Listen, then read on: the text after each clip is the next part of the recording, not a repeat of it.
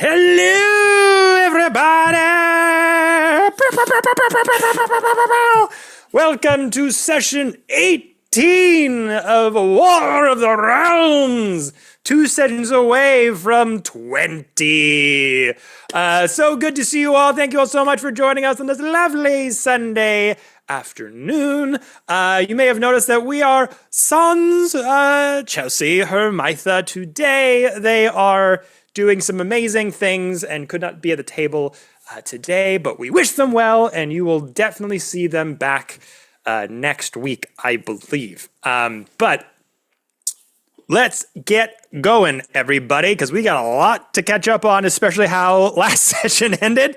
So won't waste any more time, but like we do before every session here on War of the Realms, grab your favorite drinks, grab your favorite sets of dice, mine are googly-eyed, and let's start today's session of War of the Realms.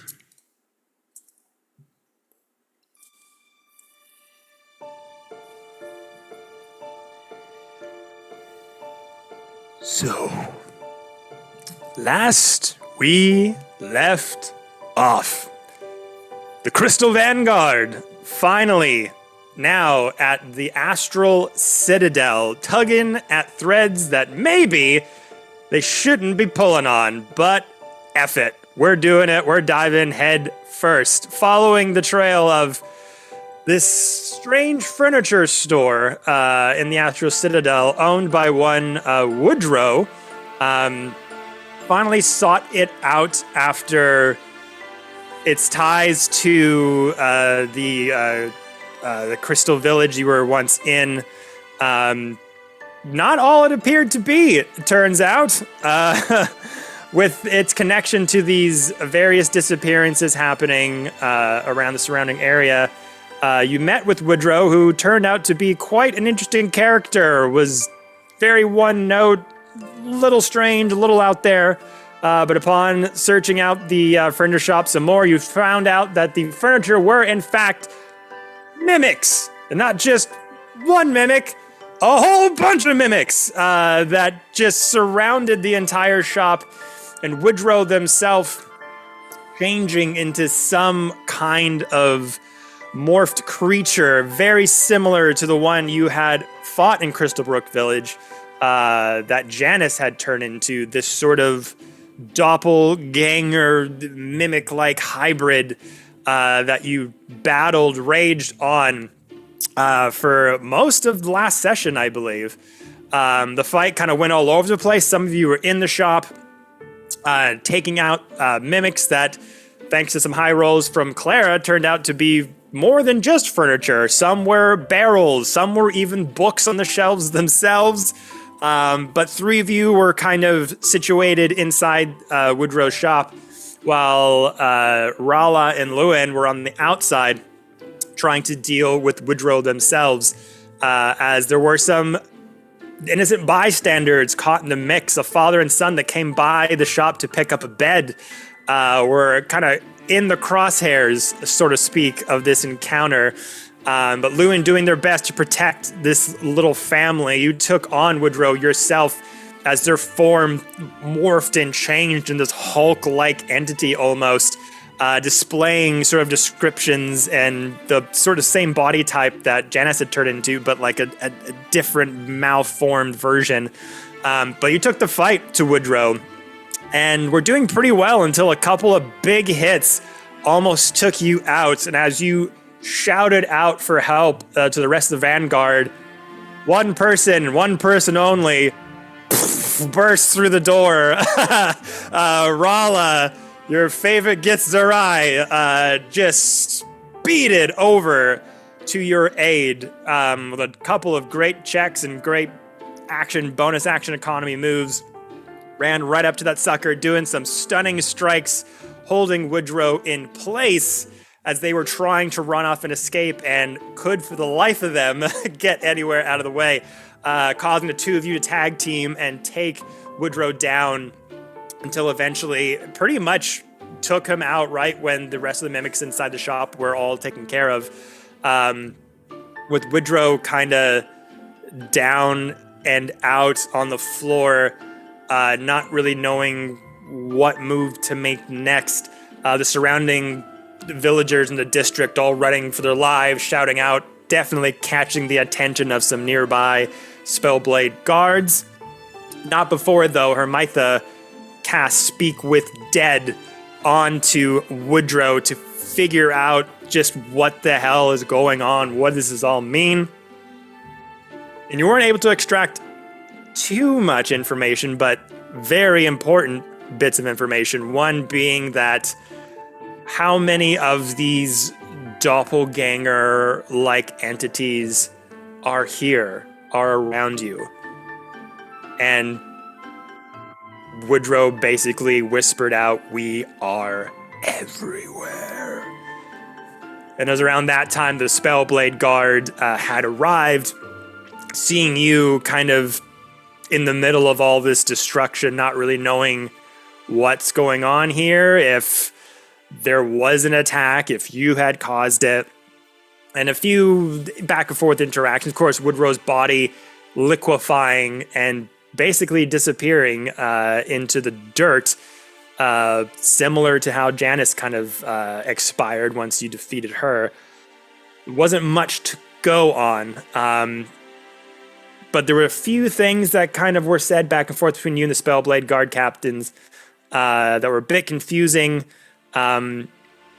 Woodrow's clothes left behind, causing a little bit of suspicion. Definitely there were bits of furniture and mimic slayed all over the place, so you kind of backed up your reasoning as to what was going on. There was evidence to support it. You still had your badges that Maris Safra from Crystalbrook Village gave you to be kind of honorary members tied close to the Citadel here. That also gave you some sway. But as you kind of left that scene, Spellblade Guard just sort of mentioned, though, somewhat to the fact that they're keeping an eye on you to keep tabs, and maybe they'll have some follow-up questions for you. But did leave you to be free for now, it seems.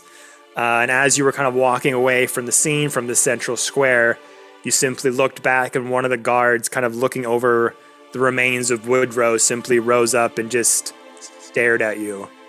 This eerily focused stare that just did not break as you looked behind and kept walking off in this eerie scene of a barren street and one single person just clocking you the whole entire time. And that, everybody, is where we're picking up today. Leaving the Textiles District in the Astral Citadel. You do have a few options laid before you. You know that there is going to be a meeting of sorts, hopefully, that Safra has engineered for you to come and visit the Sorcerer King's court, hopefully. Word would be sent to you and that would be arranged, but I think it was said that there would be some time tonight, possibly tomorrow. But word hasn't come to you just yet.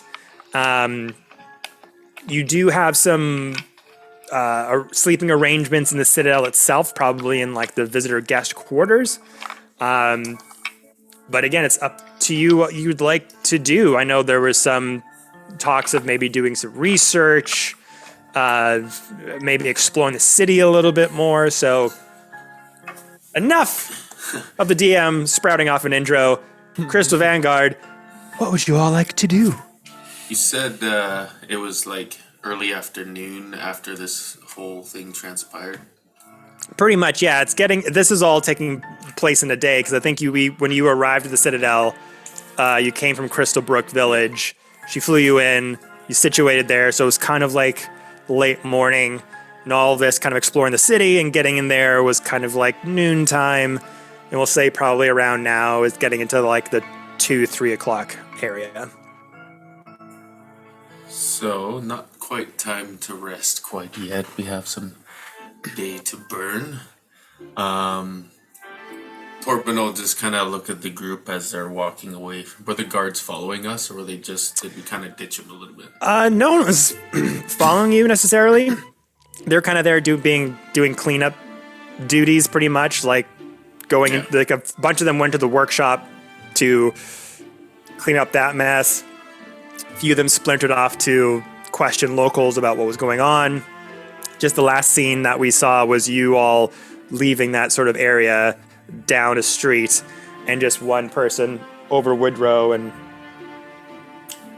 Nope, don't like that. just looking at you all. Suspicious. That's weird.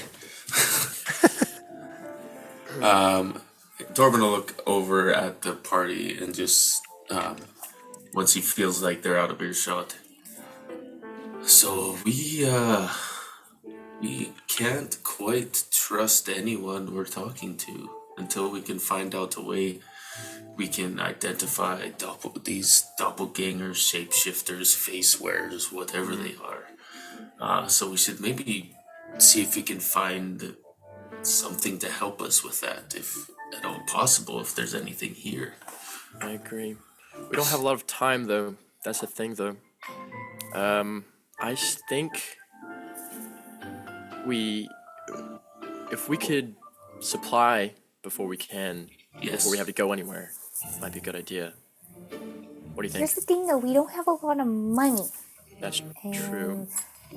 You guys always tell me that we need money for stuff. Yeah, it's the way the world works, unfortunately. Capitalism. Haven't figured out a way to fix that yet. I don't like capital letters.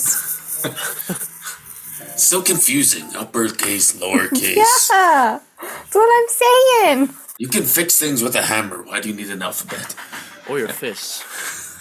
Agreed. Well, there's an idea. Did we see any kind of job board when we were walking over here? Because I know we walked here from the Citadel. I would say, having gone through like this section of town, you probably would have seen job boards up. Like there was like, you kind of passed by various signs and signage and stuff, but you didn't really take a time to like stop and look. But yeah, you've kind of periphery saw some things like that. Maybe we... You can also find...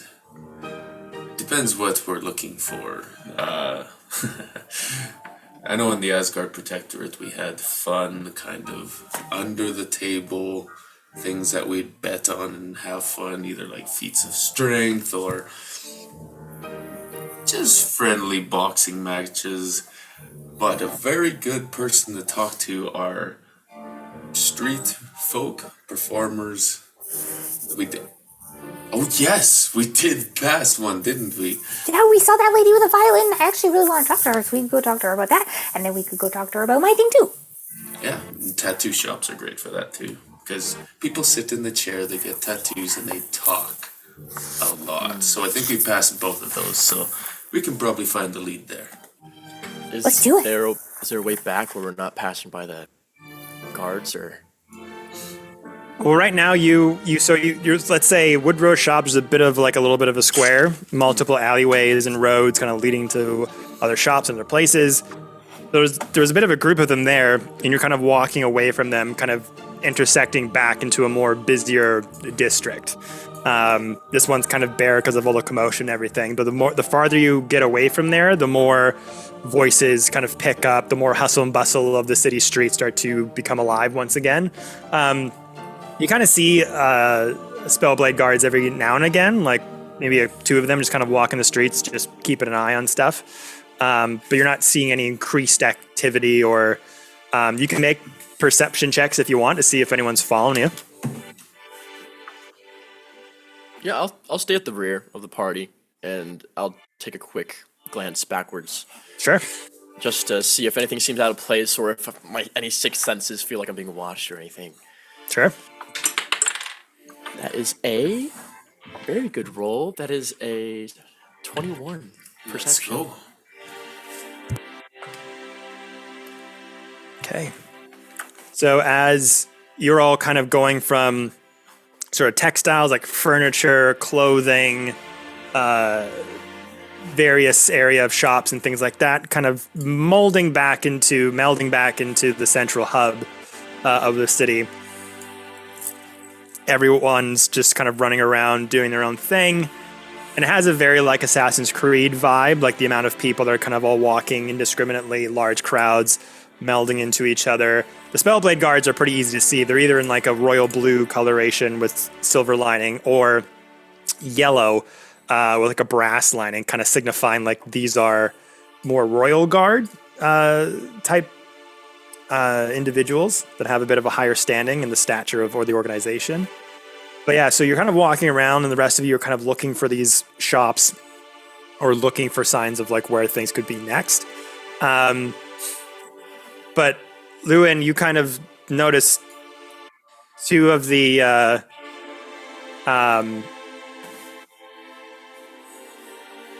blue colored ones, and they're walking by, and they're kind of just like hands behind their backs, kind of surveying everything, kind of on like on a higher level,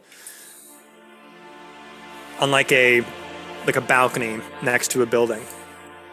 You're kind of like walking by and kind of looking around, and you just have this instinct just to look up. You see two of them kind of looking around, and then both of them, the two eyes both lock on you like this.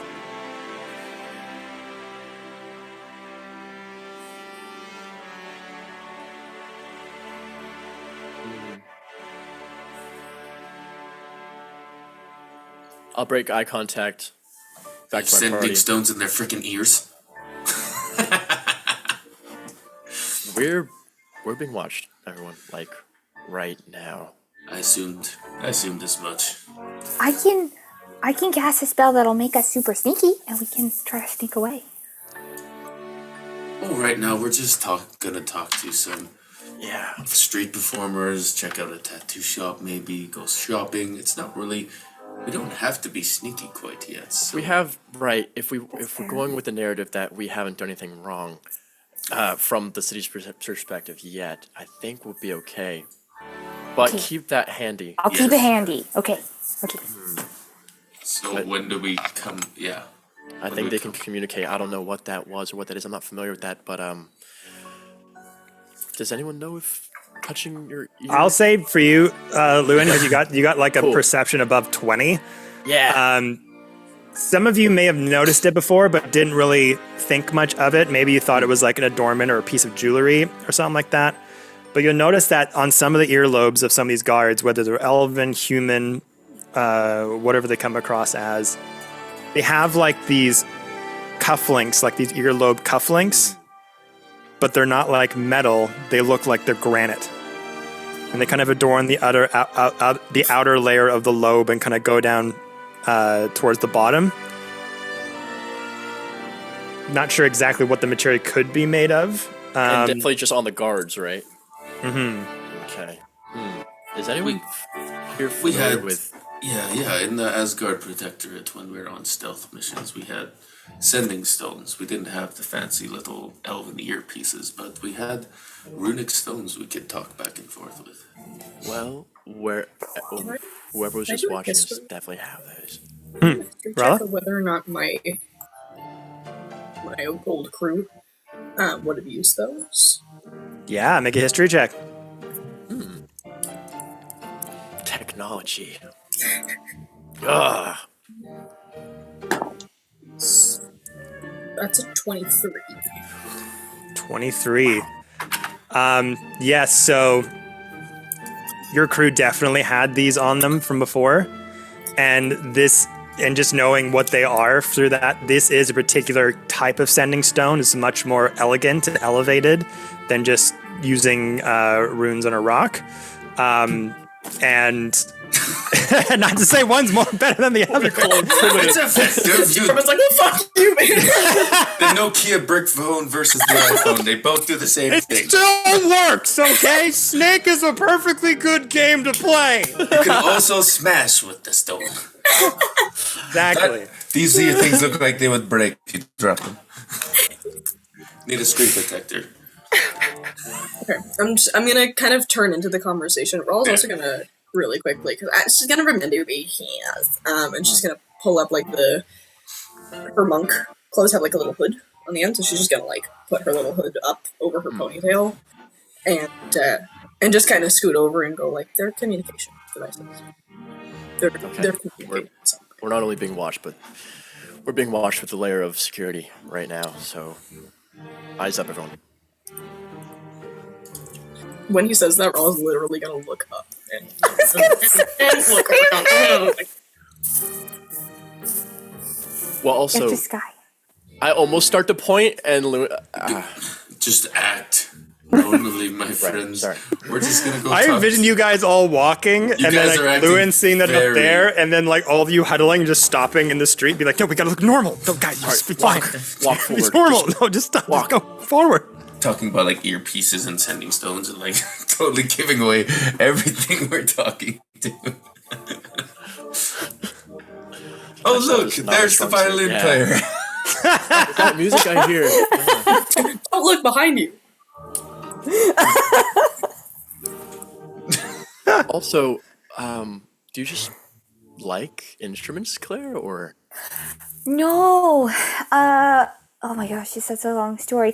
My favorite, my best friend Cordy, he plays the violin, and he had a really special violin, and he's been trying to find that violin, so I'm trying to find it for him, because I don't know if he found it, because he kicked me out before I could find it, and I'm also trying to find Cordy, and since she's a violin player, I thought maybe she knows other violin players. I feel like I've heard something about violinists being a tight-knit community. I know, they're all very kind of like arrogant. Is that right? Yeah, I mean, I love Cordy, but yeah, the fame got to his head, man. Finn. The fame. Hey. Oh, Yeah. right. Okay. Well, I'm down to investigate violins if you all are. So around this time, you're trying to seek out the violin player first. Is that The it? one that we saw on the way here, yeah. Yeah, so kind of making your way kind of backwards from how you came into the district before. So yeah, you're trying to not draw, like me just doing all that was just joking. You're trying not to bring too much attention to yourself, knowing that there are eyes on you, moving yourself forward. You eventually do come back to that square where the violin player was. They're on a break currently, just kind of on a chair, still adorning their multicolored sort of quilted outfit. The violin kind of stand beside them, their violin case open for various coin to be tossed in. They're kind of just standing there eating like half of a sandwich. Excuse me, And I like pull at their jacket on the side. Oh, yeah. Hi, I heard your music earlier and it was very beautiful. Thank you. Thank you so much. To tip your fellow musician, perhaps, if you are appreciative of the arts? I'm not allowed to have the money, so my tip is just good job. But Oh. yeah, I'll toss him a silver. thank you. Oh, well, thank you, my He has my money. big bearded friend. Yeah. You're so welcome. Have you where did you learn to play? Kind of all over. A little bit musically inclined when I was younger and traveled a lot. Through here and various realms of nature, the Feywild, and where else? Why do you ask? Well, for one, like I said, your music is just beautiful, and I always like to know how people acquire their talents. And you mentioned the Feywild, and I'm actually looking for somebody. I lived in the Feywild for a while, actually. Oh. I'm wondering if you know Cordoba? I don't know his last name, but you'd know if you know him. He's pink streak in his hair, little fairy, cute wings, littler than me. He doesn't like mentioning it though. Well, it does kind of ring a bell. Kind of known and a great musician, obviously. Travels around quite a bit, but I don't know them particularly well. The names kind of come up in busking circles and stuff like that. Someone who went from rags to riches kind of thing. Yeah, he that happened really fast for him. Yeah, it did.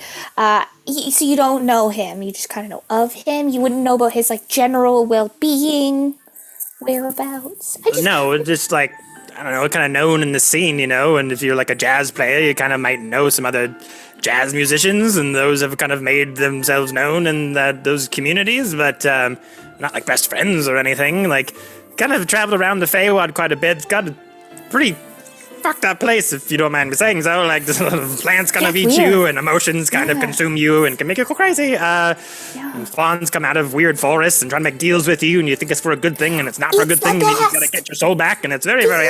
It's really fun. Yeah, but learn a lot, and there is some pretty goddamn musicians that are in that chaos as well, which kind of helped me. Do you remember, was that the last place you saw him, was in the Feywild?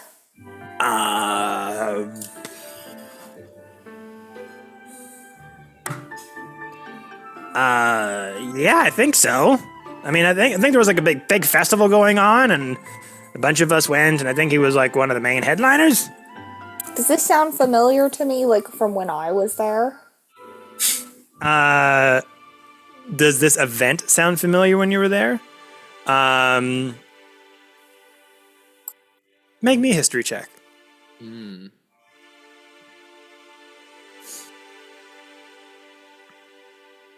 didn't know the Feywild was so musical. Natural one. Oh! We were doing so well. So this isn't something that happened when you were there. Because how long have you been out of the Feywild? Oh, DM, we've never really talked about that. A while, I think. Like over a year, I would say. Yeah, so then this event wouldn't have happened... Okay, I'm going to retcon. This hasn't happened in the last year. So it might have been a festival that you have heard of, that Achaidh was a part of, but I'm not particularly sure if you would have gone. That's fine. I'm just trying to kind of piece together, like, timeline. Okay, that seems... Oh, maybe that's farther back than I need. Okay, last question, and then you can finish your break. The sandwich looks delicious, by the way. When you were last there, was there any... Like, I know the Feywild's weird, and I know it's strange, but was there, like, extra strange stuff that was going on? Like, not Feywild stuff, and not this world stuff, but, like, other stuff? Like recently, or when you were there, or... Like, yeah, like a year ago? Well, I know that a lot of us are kind of migrating other places, to be honest. There's like... and he kind of looks around a little bit. There was a bit of a virus kind of spreading around parts of the Feywild recently. And I mean, I think like the Fey courts are probably going to deal with it, but I didn't really want to stick around to find out. What's been happening? What kind of virus? I don't know. I just heard things and like saw some pretty fucked up things, and like saying that you saw fucked up things in the Feywild, that's saying something, because it's a pretty fucked up place. Gorgeous, beautiful, but also terrifying. And these things, I don't know how to describe it. I mean, there was one image I saw that was kind of enough to like me to get the F out of Dodge. I wish I could remember more. I'll drop another silver piece down. Ow!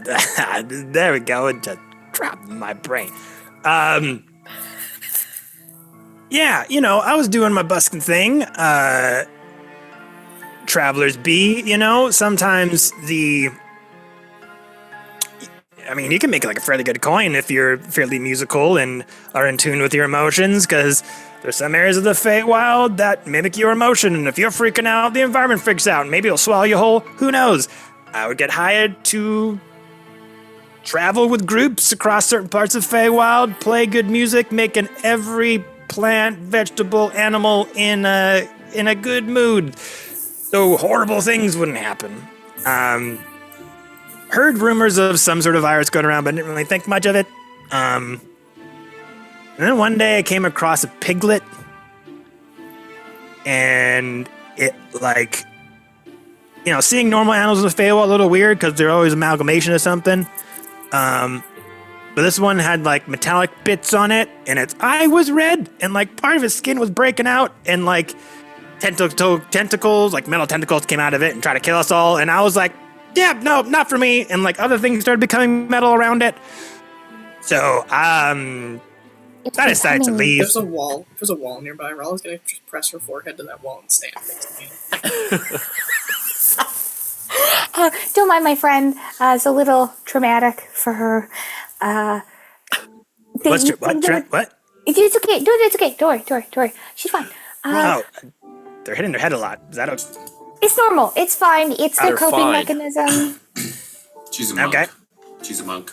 Monk Monk. stuff. Sweet. All right. Meditation. You ever heard of it? Rhythmic therapy, percussion therapy. Rhythmic. Yeah. I get that. You know. It's really good for the soul. It makes you reverberate, with your Percussion. bones. She might be able to hold a beat for you for your next song if you like. Does I mean, I could use a drum in the mix. I mean, just doing the violin all day. Gets a You little should boring. learn some other instruments. I stick to what I'm good at. Yeah. Yeah, about that. You're telling a really good story, and I'm really interested. So they were turning into metal with tentacles? Something like that. There's enough for me to be like, fuck this. Do we still have the little guy, the face hugger? I squished it. Yeah, poo. Oh, that's right. Yeah. Okay. Well, I appreciate your time. If you remember, yeah, cool. Yeah. Yeah, one thing, my friend. Have you heard of any like ways to make money, maybe below board? Because yeah, we're strapped on cash and we need to make quick money, and the less we pay on taxes on that money, the better.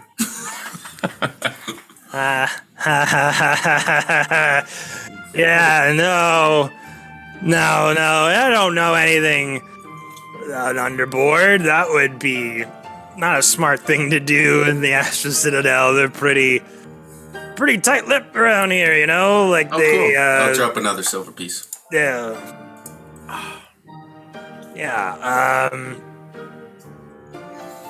My friend, I'll pull out a piece of paper. Could you write down directions to the nearest establishment that we were maybe talking about?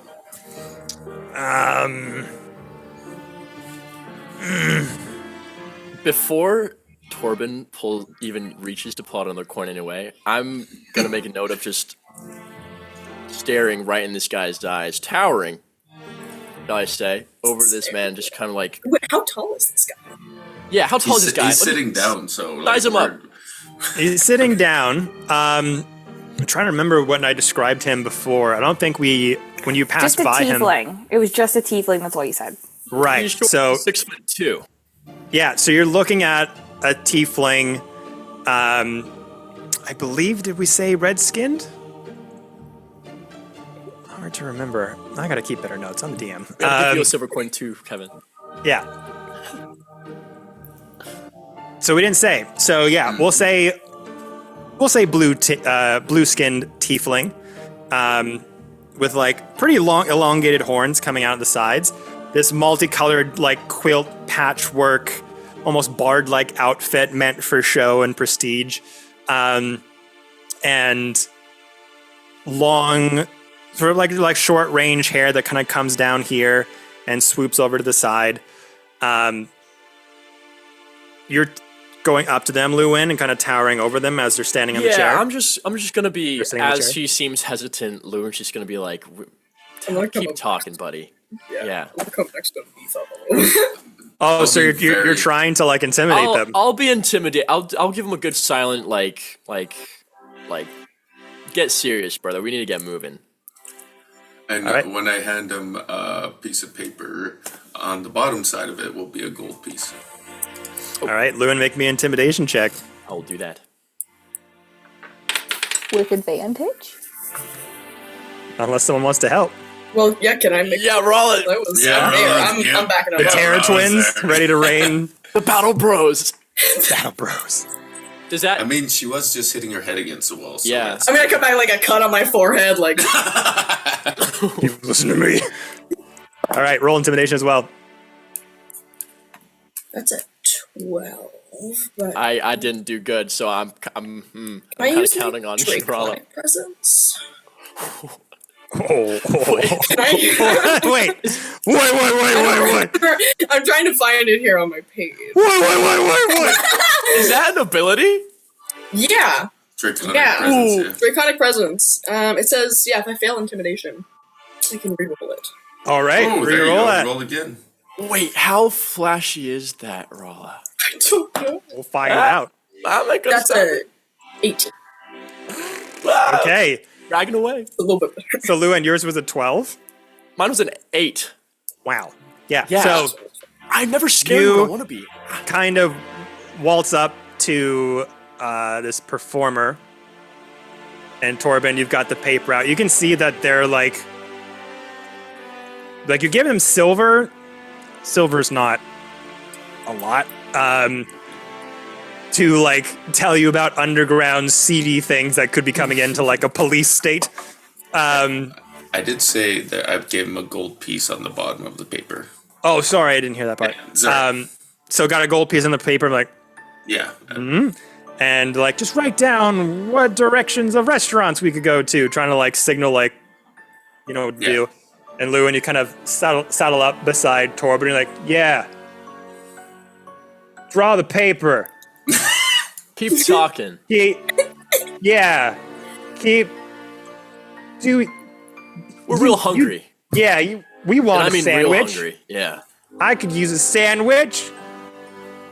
Just like trying to be intimidating, but it's just not coming across very genuine. Yeah. And then Rala, let's say that Rala went like around a corner of like a brick building. It's just like If I gong, can't- gong, I can't gong. pull out my wings at the same time. Yeah, and then like the bar just kind of like, and then Rala's head just.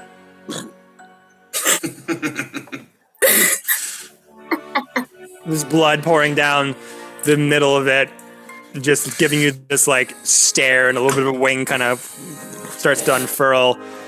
And like all like the three of you are kind of huddled in front of him, and he just kind of looks up and just sees Rala's face like that in the foreground. And go, Deadpan. why don't we talk somewhere that's a bit quieter?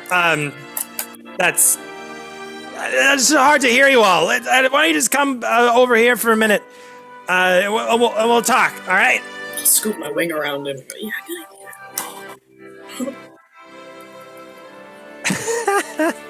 Okay, so he kind of starts to pick up his stuff and starts to go over just to like a nearby establishment called the Verdant Table. It's a little bit of a kind of a cafe, specializes in organic, plant-based magical foods and potions. Very vibrant shop filled with like fresh enchanted produce, herbs, ready to eat meals. And some of you kind of recognize some of the things on display, like good berries, elven bread, various potions that have to do with more of the cultivation of farm life kind of thing. Potion of plant growth, that kind of thing. It kind of takes you in. There's a wood elf that's a bit frail and thin. But she kind of greets you all. There's only like 4 or 5 tables in the shop. There's like nice open windows at the front. A couple tables that are out on the front of the establishment, kind of where the brick and laid road kind of goes around. Hey, Elowen, how's it going? This wood elf that has like long brown hair that kind of goes down past their shoulders to the middle of their back with 2 strands that come down here. Sort of thin framed glasses that wrap around their pointed ears. Oh, hello there. Coming in, and it's like, yes, I got some friends here. It was a pretty good day, but I'm really, really hungry. And thank you for letting me busk by your spot. You know, I really appreciate it. No worries, Lysandra. Lysandra, just come in here. We got a table just right over here for you. Oh, okay. Oh, thank you. I'll just have the usual. You all into eating plants? Yeah. Yes, I love plants. Are we in the astral plane? Astral plane? Oh, I'm asking like out of here. I'm just asking like technically, are we in the astral plane? No, you're in Valsteba. You're just in a different. I wanted to make sure because I just clicked Astral Citadel and I was like, oh fuck, are we supposed to be eating? I'm fucked up. We have hunger. Are we hungry? Yeah. I mean, yeah. You should eat, but it's not like I won't be tracking unless it's like an absorbent amount of time. Most of the time, I won't be tracking like. You're dead. Yeah, you guys didn't eat today. I didn't hear you say you had a meal, so you have 2 points of exhaustion. You didn't drink any water, so you fucking you pass out. I'm watching you. Yeah. Yeah, I'll take the high protein options.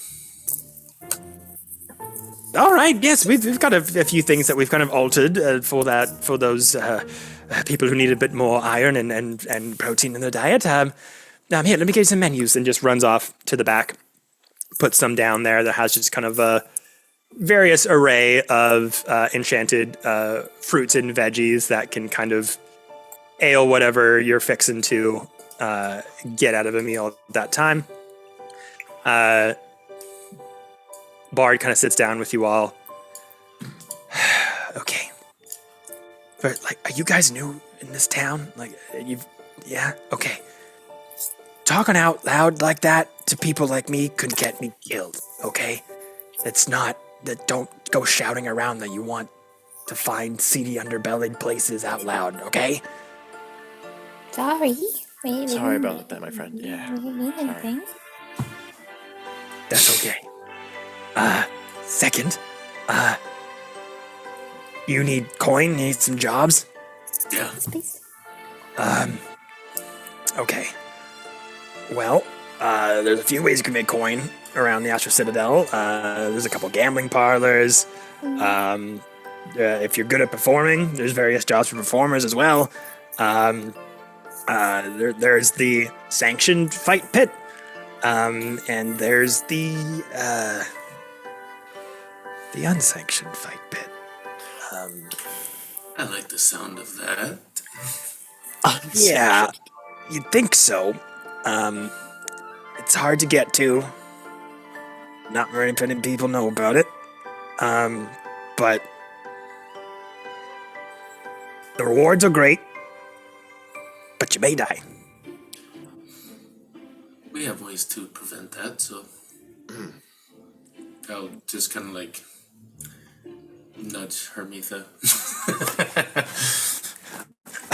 I want to roleplay as Hermitha. I really do. Oh yes, blessings of Hestia. Heal, bless. Chelsea owns that character so well that I'd be like, well, really, Tall Ben. I do believe that she would be very interested in a fighting pit because it's new and exciting. She'd be 50-50. She'd be like, this is new and exciting, but also super illegal, Dirty. so, yeah. Just imagine she's knocked out and we have a pair of sunglasses on her and we're like, Yes, Hermitha, you love unsanctioned fight pits. I don't know if I agree with this, but, you know, whatever.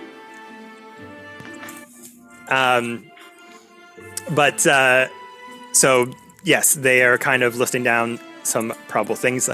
Also, you know, maybe for finder's fee, I might know of particular curious owner that may be looking for someone to find them some supplies.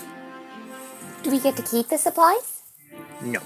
Do we keep some of the supplies? No. Do we get to keep anything? A They may, reward when you. I mean, deliver you will the get supplies. paid. Yeah. A substantial amount. They pay pretty well because the things they're trying to get are a little illegal, but she's protected. So they kind of look the other way with her. Cool. I don't know about you guys, but I like the fighting bits.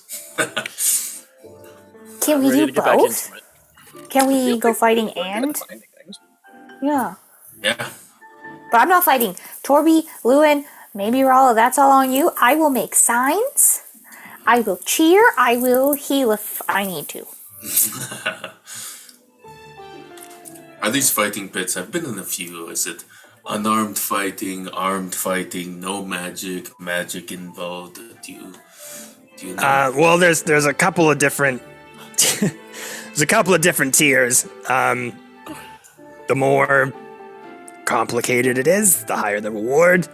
If you're going for a ring, just kind of going in there with your weapons and armor and stuff, it's good.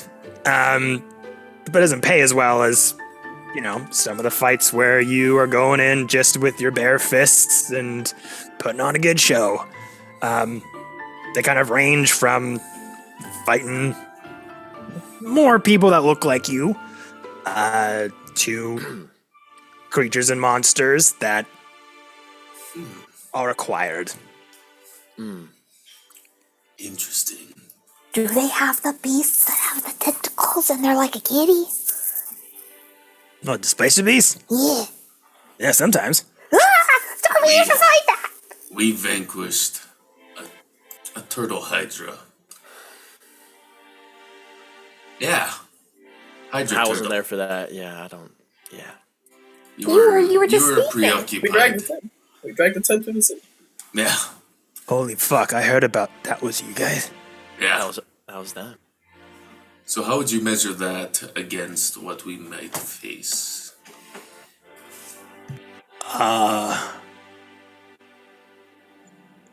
Sorry. I like the Right. odds. That pretty fucking good. Place your bets now. If you can handle that, fucking good luck to you. Fighting some of that without your weapons and armor, though, that'll get you a Yeah, lot that of is fucking going. that is true. Can you Doing use that with your magic? stuff, pretty good. I don't know what they have kind of going on this month. We should find out. But first, we might need to eat and rest.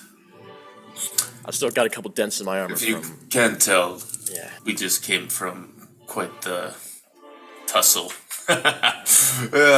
Yeah, we need. Yeah, I to. can see that. What the hell did you guys get up to before? You don't want to know. You really do not want to know. We my work friend. fast. Unless you know about this situation, probably the better.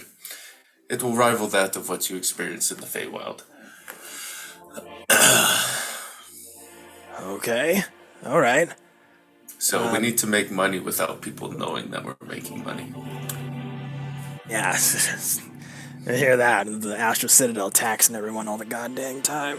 It makes it really hard to make a good living without a portion of it being thrown out the door. But if I were to make these connections, what have you got to offer?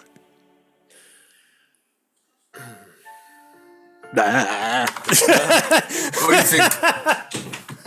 Usually, Make me Someone an offer intimidation check. Oh shit. Yeah, before anyone wants to offer anything. That's a before I say natural the word 20. Security, yeah. just Oh, wait. on brand. It's happening. Okay. Weaponized anxiety. go. You just get comes to be the scary wall. every time, Vex.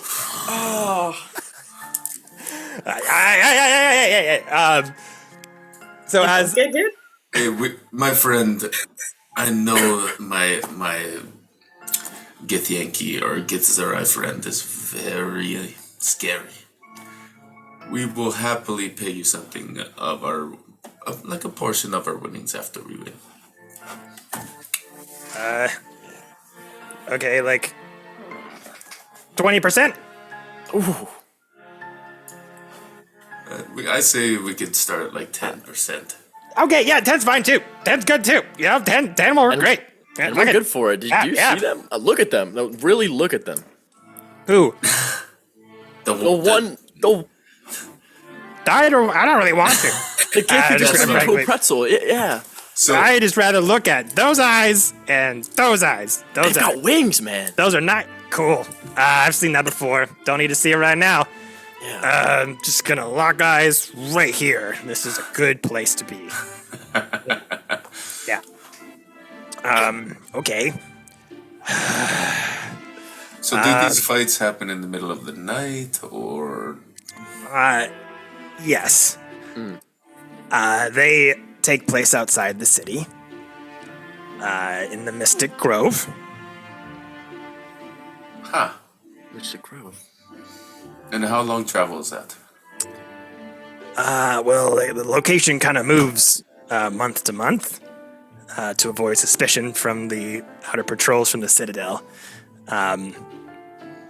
But I could arrange to meet some contacts to figure out where that might be. Is there a way you can arrange an earlier fight, perhaps, dear friend? I don't really arrange anything. Not really that well connected. I'm just a Probably busker who's good at talking and knows some creepy people. So how soon do you think you could have that information? Probably in like 20 minutes or so. Cool. We'll sit down and enjoy our food. And are there any like purveyors of magic items or potion shops or things in the immediate vicinity that we could maybe browse at while you're getting this information? Yeah, there's tons. You're in the capital of Volstiba. They're everywhere. It's more just like what kind of potions or weapon specialties or stuff you want. Things to help with combative abilities, defenses, things for investigation, perhaps.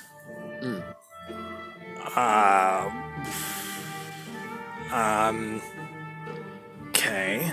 Mind shielding abilities. Well, that kind of shit is pricey. That kind of stuff will take you into like the 1,000, 2,000 gold range. Which is why we're looking for the fighting bits. Yeah. I mean,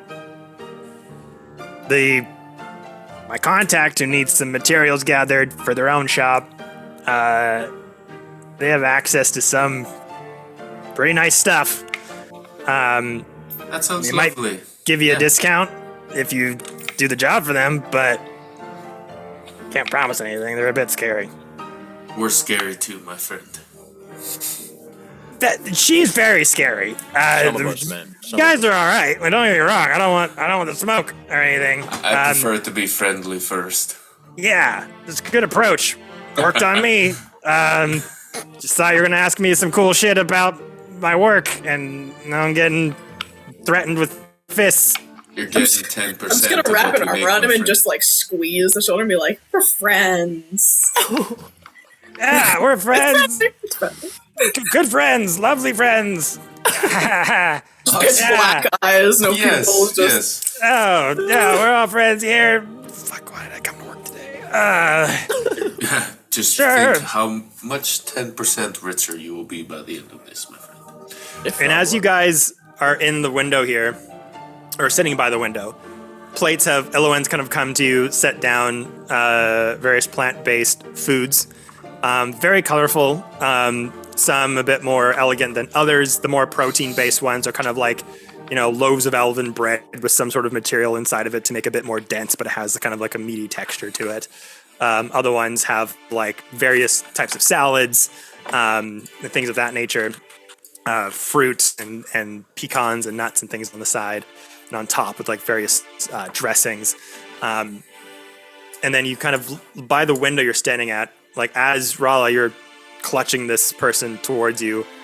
I'll say Torben, since you were like kind of guiding this conversation, make me an insight check.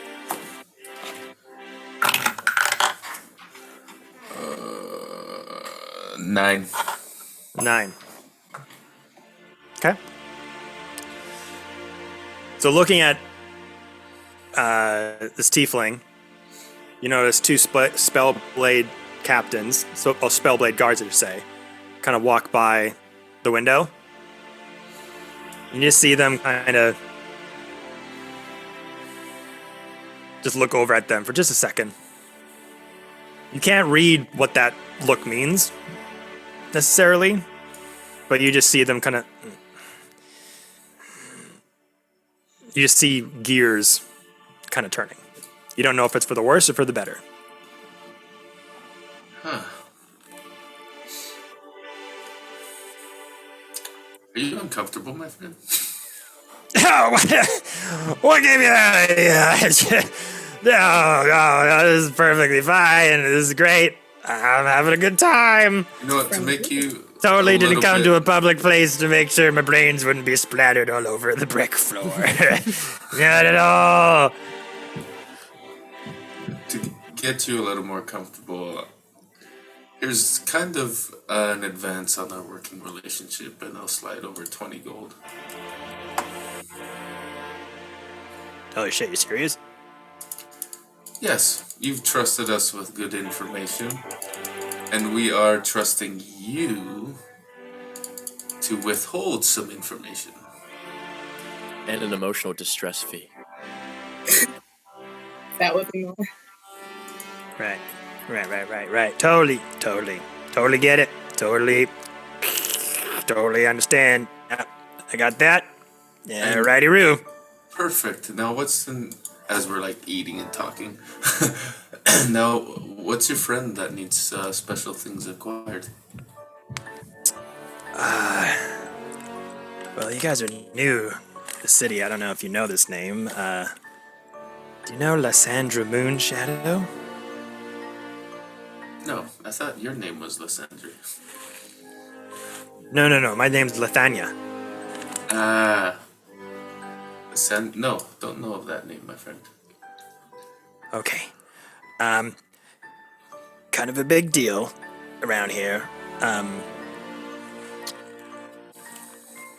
She's in Varian's inner court. Is in charge of the Moonshadow Library. The vast repository of arcane tomes and ancient artifacts in the Citadel back there. One of their main research libraries. Ah, This person is their sister. Isolde. Isolde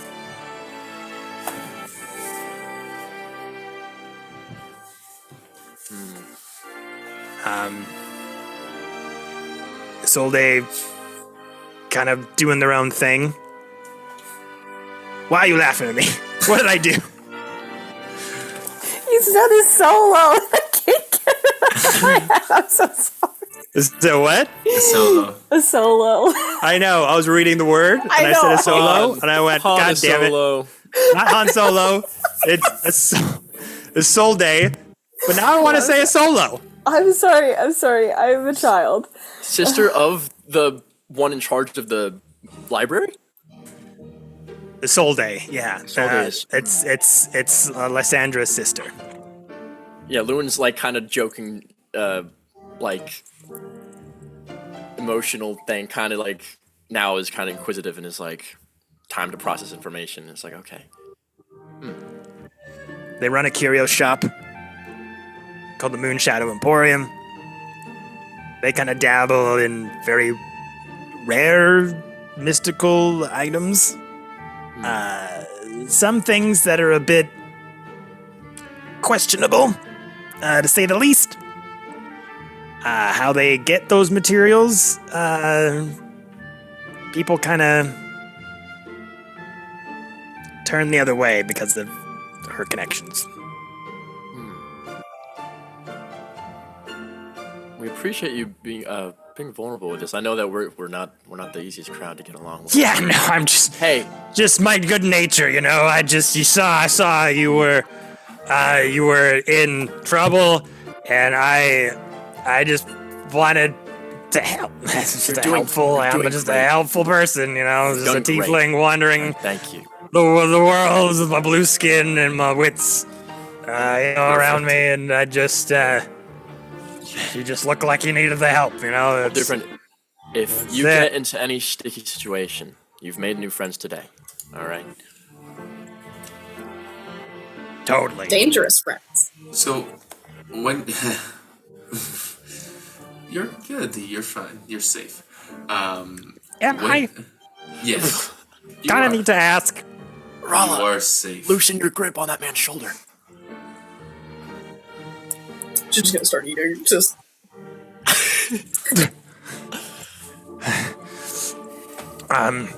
So, Right. I think as we finish up our meal and you go procure the information about the fighting bits, you can probably meet us at the library or at that shop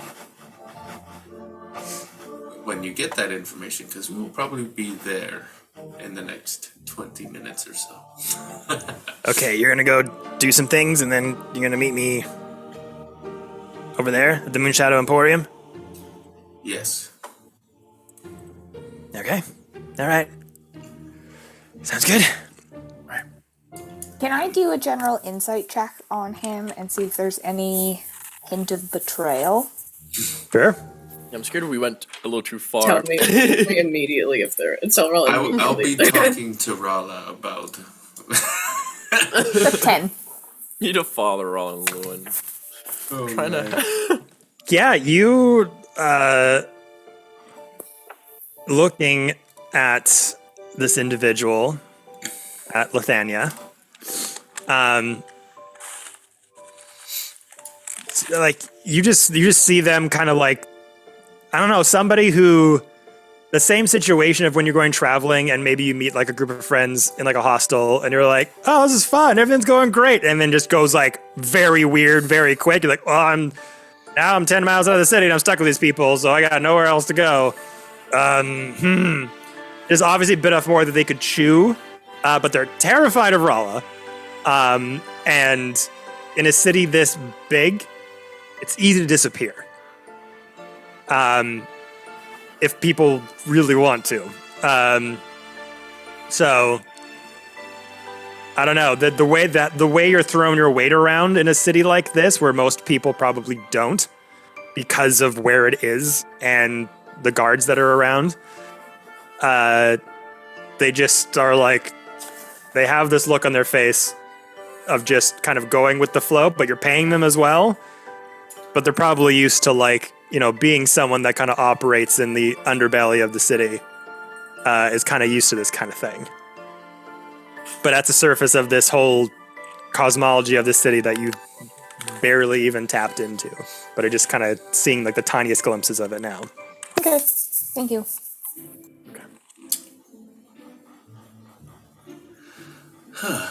So, think on that 10%. It may creep to 15% depending on the information you can get us. Okay. Okay. Sounds good.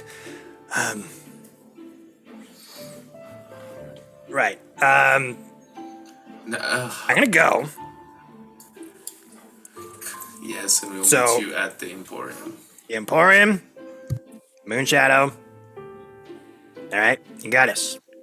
I might be out of my work clothes when you see me, but, But these clothes are so pretty. yes, they are. They stand out, my friend, so yes. Is that too? And I don't want to ruin them. And if we go anywhere else after the Emporium, it might get a little weird. So, all right. Well, you enjoy the food. I'm gonna go now. Sounds good. So, all right. And just kind of like slinks off, terrified of Rala the entire time, never making eye contact. Just has this aura around them that they're just constantly trying to avoid. But they kind of get off. You can hear like the jangling of the bells that are on their feet and those kind of like curved sort of jester shoes. It's like clink, clink, clink, clink, clink, clink, clink, clink, clink, clink, and it just like runs off. Rala, my friend, if you know, sometimes offering your hand as a fist is good, but sometimes it's better as a handshake. I'm gonna look at Lewin and then look back at him and go, It's on me too. sometimes. Torben. And I'm just gonna like, he almost died. That kid almost died. That dad did die. I'm gonna be wary of people over here. Understandable. Elowen, the sort of thin wood elf, comes down like, how was everything? Did you all enjoy yourself? It was great. And how much do we owe you for this meal? Oh, so it's going to be around 35 gold. Oh, I thought that Lasagna said to put it on her tab. Their tab. They don't have a tab. Oh, they said to start one. Make me a persuasion check.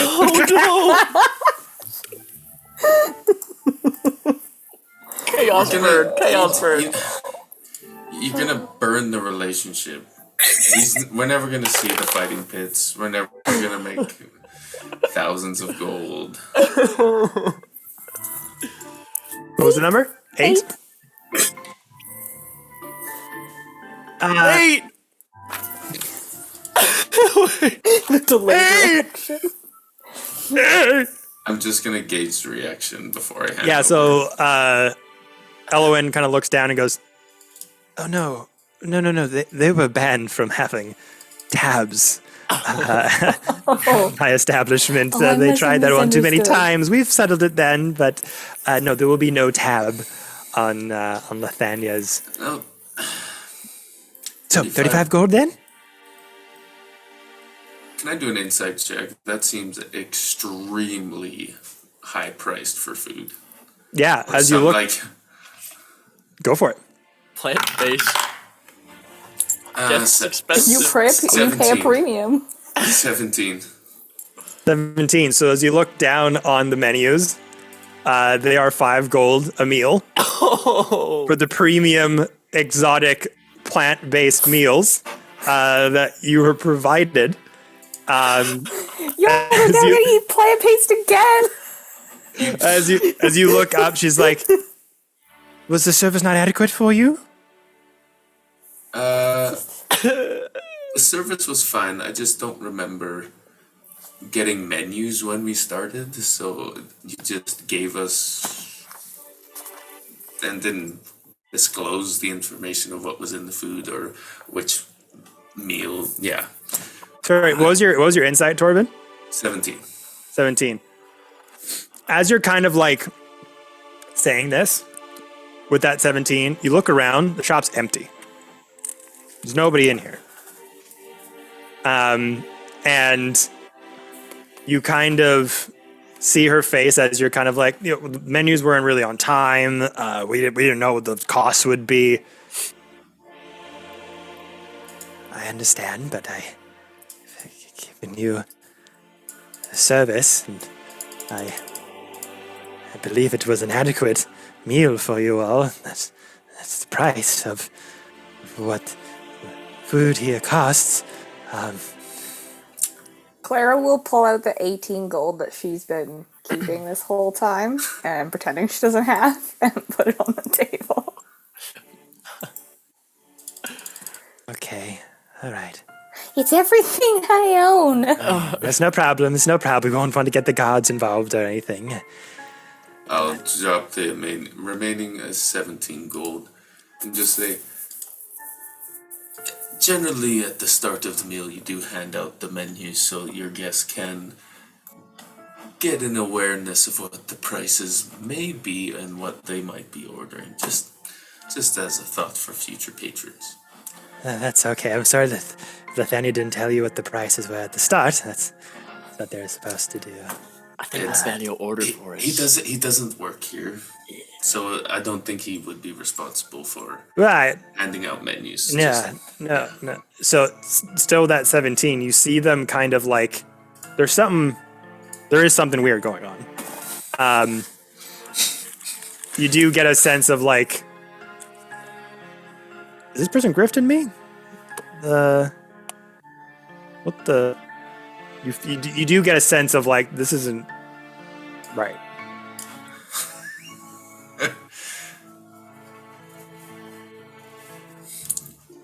Cool.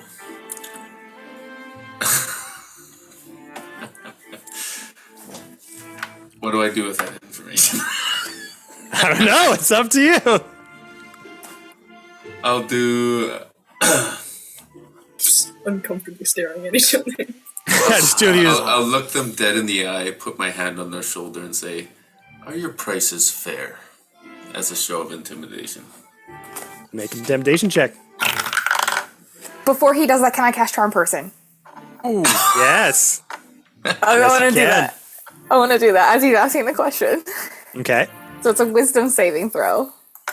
Guys. I mean, if you guys, it is. I will say that it is a somatic spell. So verbal and somatic. So if Clara starts that and you physically want to stop her, you can. I'll stop her. Because what's the end of charm person? They know they've been charmed or something? Yeah, that's not good. It was an 18. 18.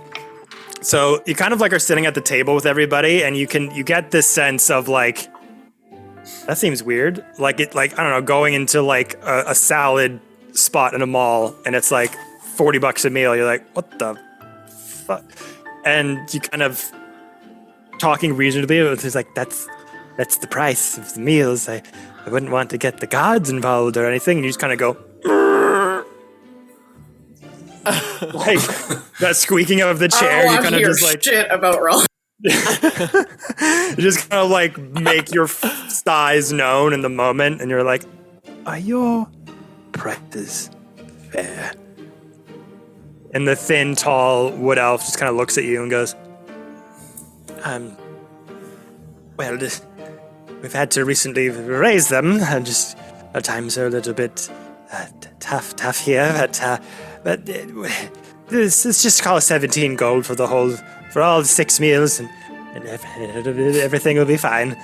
You do realize that 17 gold is more than a month's rent in Asgard, so... Okay, 4 gold then? 4 gold's fair. Okay. Take your gold back. Okay. Here you go. And they just like push back the pile of gold you had on the table and just take 4. Okay. That's good. Thanks for coming in, everyone. You have a good day. You're very welcome. I was just gonna Bye. Bye. Next time I'm just buying a turkey and roasting it myself. Torben, we talked about this. No bird creatures. Fine. I'm just a little frustrated because this is what happens when I eat out. I didn't really like the food, and usually I always think that I can make better at home. And Maybe we should Torben just being the dad. more. Listen, Oh, we're all uptight from what just happened this past afternoon. let's go. Yeah, let's head On our over. guard. It takes a while for your battle brains to calm down. I would know. Okay, actually, that's very we're smart. okay. We should be careful going forward, but it's all right. We're gonna be all right. What's next on the list? The Emporium. Emporium. All right. Yes, let's do our best to find a neutral point. I know we're all adrenaline's still kind of pumping. Mine is always pumping. Yeah. All right. That price was outrageous. That's my Hermitha. This is what happens when Hermitha. Hermitha was there. We're left Would've been unsupervised haggling. right now. We did. She would have been like so haggle. eloquent with it. She would have been like, "But do you think it's fair?" And we're like, "You know what, motherfucker." We're taller than you, and Huge.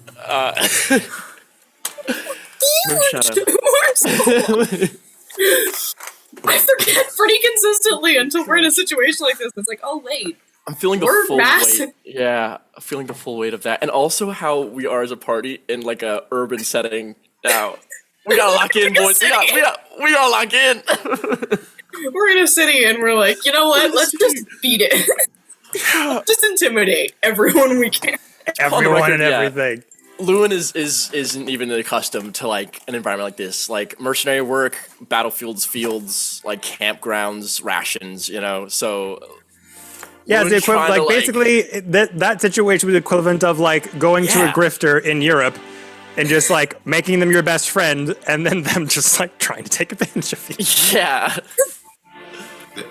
Little do we know, like the shopkeep and like Thandri are like working together. He'll always bring people in and get them overcharged. Right. Which is what it looked like. They have like new menus every time. Written Oh, the city. with pencil. But yeah, so you're going over to the Moonshadow Emporium Yeah. to meet with the tiefling. The owner for Yeah, the sister. doing the job, getting stuff. Han Solo. Yeah, Han Solo. It's Soul Day! God damn it. I fucked it up again.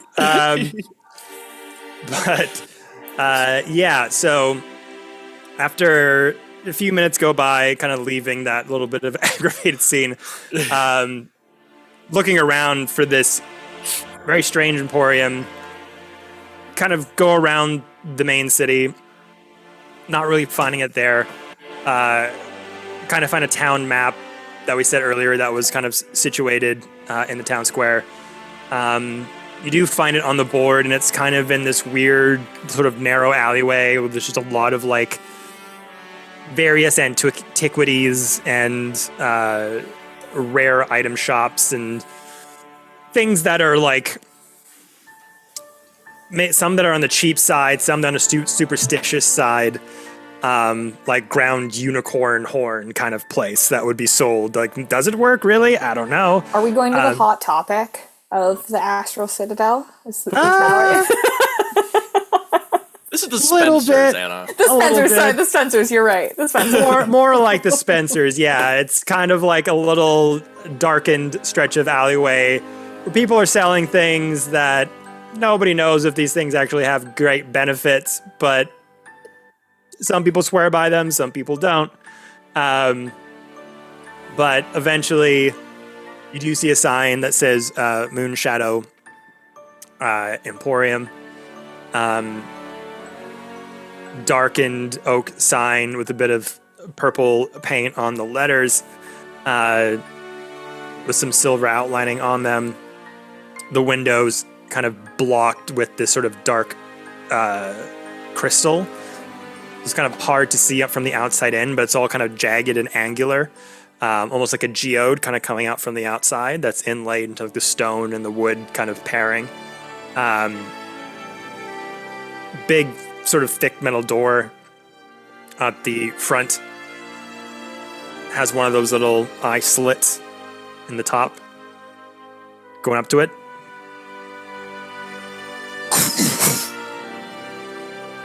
Don't hear anything for a second. You hear footsteps. Hello. A pair of black eyes with sort of red cat eye slits. And a very sort of dark rouge skin. Hello? Hello. Yes? Lythander sent us saying that you might need help acquiring some items. Oh, that tiefling. So good. Yes. Did you need help? Who's with you? Clara is jumping up and down, trying to be Just seen trying to through see. the eye slit. Hi. My name is. Oh, I can fly. Hi, I'm Clara. Doing the like the penguin hop. All of that was a character. Every single word.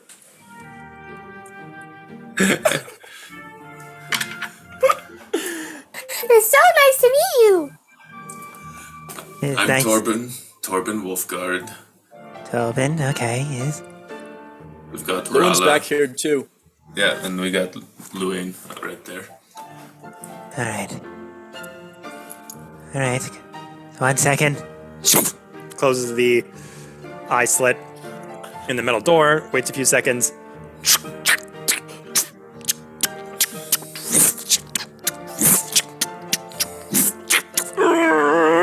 Beep boop beep boop beep boop beep.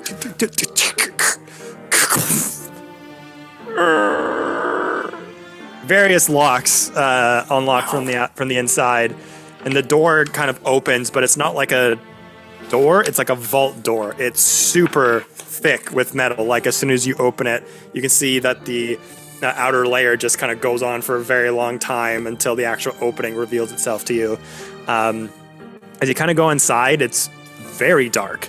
There's little bits of light hanging from the inner part of the window and from the ceiling in itself. Bunch of lanterns hang that look like it's adorned with fireflies, but they're all in various colorations. Pinks, blues, yellows, oranges kind of light up the inside, and all the lanterns are kind of changing color too, kind of going through the different pigments from each one. It gives it a very kind of Feywild vibe a little bit, but the inside looks much bigger than the outside. Like the outside is probably like, I don't know, like very slim in comparison to all the other shops that are around in the alleyway. And as you open it inside, it's a lot bigger on the inside than it looks like from the outside. Just a big sort of wooden desk that's kind of mangled and in various shapes, and it looks like little twigs or strands are kind of growing out of it, almost like if you left a potato out for far too long, like roots are kind of growing out of it into the ground. You kind of look around and it's a very odd, dark, curious shop. You see crystal balls, various orbs, amulets, scrolls laying about all over the place, various jars entombed with different colored liquid with things inside of them, some fermented, some just kind of bobbing up and down, some swimming around. It's dark, velvety shop. Atmosphere is quiet, almost eerie. And as you enter, you can almost swear you can hear just like little soft whispers kind of permeating in the air as you walk in. And this tiefling, Solde, looks over at all of you wearing this tattered of black velvet and crocheted kind of material. There's like layers upon layers upon layers that are kind of stringy and fall down. Some of them have little beads attached to some of the strings that are hanging down, but it's this long kind of dress that kind of starts, that's kind of a low cut at the start, kind of drapes down. They have like a bit of a black crocheted shawl over top of that. Their horns kind of crooked and frayed that kind of go off in a whole bunch of different directions, and little beads and trinkets kind of hanging off of them. Sort of eye makeup that it's kind of dark along the underbrush of the eyes. And they look a little bit older. They have a few wrinkles in their face, around their eyes. And they have just tons of jewelry around their ears and around their neck. Wearing like a weird metallic gauntlet in one hand and perfectly free on the others. The fingers are kind of elongated with dark purple and black nail polish. A little bit of a limp to their side, and has a little bit of a cane. Doesn't look like they're like hunched over, but just looks like they need a little bit of help walking around. As you enter in their shop and go, Oh, well, welcome to the Moonshadow Emporium. So, you were sent, eh? Mutual friend and all? Of course. And what do you need help acquiring, my friend? And what do you offer for these services? Well, first things first. I have to know I can trust you. they snap their fingers. The door closes behind you. And everything locks up pretty damn fast. My friend, I see that you have a little bit of favoring on one side. Know that the pain you experienced doesn't have to be a shield. You don't have to be on guard all the time. Torben says with empathy, because he understands. Oh, that's very kind of you, friend. Appreciate the kind words, but I've learned from my past mistakes, and although you may be here on good terms, I have to cover my own ass, as it were. So, if you don't mind, just going to sprinkle a little something onto you. Help make things be a little bit more agreeable, a little bit more truthful. What is it? Is it like sparkles? I'm okay with sparkles. Yes, a little bit sparkly, yes. Have you seen that before, Clara? I don't think so. I mean, there was all kinds of stuff in the Feywild, but I never heard of truth sparkles. Will you put some on you too, ma'am? So that we're all being truthful. Do you want the job or not? Well, we're just Yes. meeting. You did slam the door and are now offering us a strange substance. It's a zone of... Danger. It's just a zone of truth. Oh, I have seen that then. I just didn't know it could come in a powder. It's okay. It'll basically, all it does, Cordy used to use it all the time. Basically, it means that you can't deliberately speak a lie. Of course. Do you have a bird or something in here, some sort of familiar that you could rub this on first so we know we're not getting drugged? Sure. I could do that. Starts to whistle, and you hear just a little bit of a cage rattling kind of in the shadows of the store. Cage opens. You hear the sound of a cage opening. This little skeleton bird just perches on the shoulder of this red tiefling. Kind of like a parrot skeleton. Here.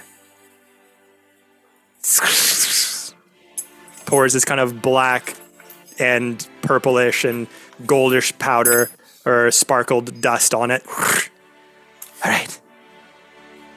Go on. Are you happy to be here?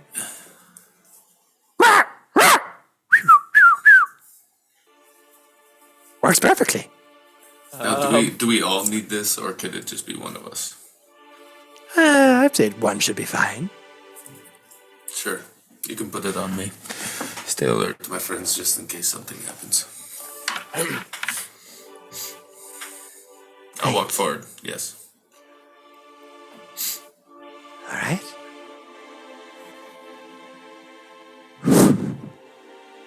Kind of goes in your face a little bit. Starts to sprinkle onto you. Some of the dust particles kind of go into your skin a little bit. Feel this kind of wave, this wash kind of come over you a little bit. Okay. Now, first question. Is we're going to go to our break. When the door's locked, I was like, oh, you we're gonna stop. I kind of like her. We're gonna get I kind stuck of here. like her. She's cool. It's so it's like swaggy. It's just so swanky. I like her. But very hesitant because the past few shopkeepers we've had. We keep bullying. We're going to take just a quick break, everyone. Just a couple of minutes to refresh the drink, stretch the legs, and we'll be right back. So don't go anywhere.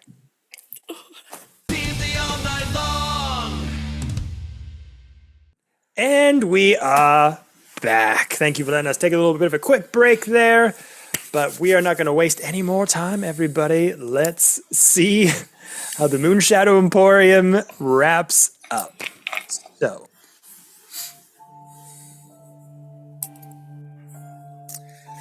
when we last left off, inside the darkened, eerie, bespoke emporium full of shadow and darkness and strange curious items, standing in front of Isolde Moonshadow, it's Torben, as they sprinkled some of this fairly strange black, purple, and golden dust over Torben that was a zone of truth spell of sorts. to see if they can trust you and you aren't here by any ill-gotten means. But Torben, I will say, do you fail the check initially for Zone of Truth? Do you let this happen? Yes. Okay.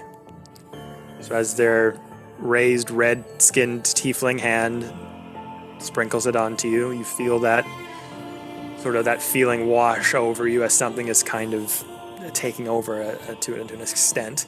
And the rest of you kind of just wait in the wings and watch as Torben gives himself over to Isolde. And you see your eyes, Torben, kind of like, they don't roll back, but you just have this like this cold feeling envelop your whole body. Kind of take a deep breath. All right. I think it's taking its effect. Now, just a few questions for you, Torben. Correct. Who sent you? Lethandre. Right. What is your biggest regret?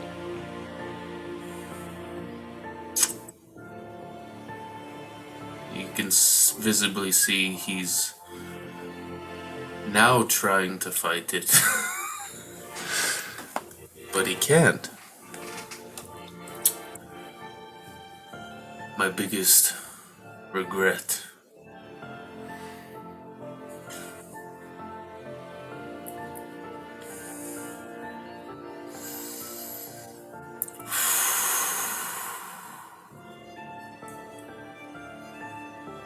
is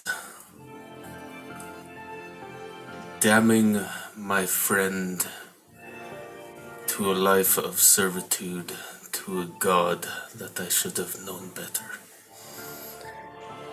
As you say that, Torben, what looks like a little wisp, almost like a spirit-like wisp, comes off your body in this sort of bright purple coloration. It kind of illuminates the dark and shadowed room for a second, amidst all of the multicolored lights that are constantly changing color out of their hanging lamps. Kind of worms its way out of you. And Isolde has this vial, and she kind of snatches it, puts it in there. Good. Now, what is your greatest fear?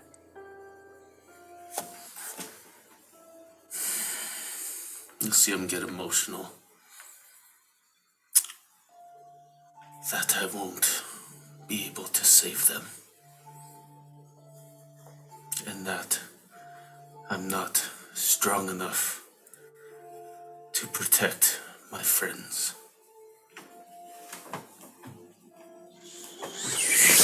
Another whisk kind of comes off your back and closer to the other shoulder. And once again, these sort of long, talon-like fingers. Very good. And are you allies of the Astral Citadel?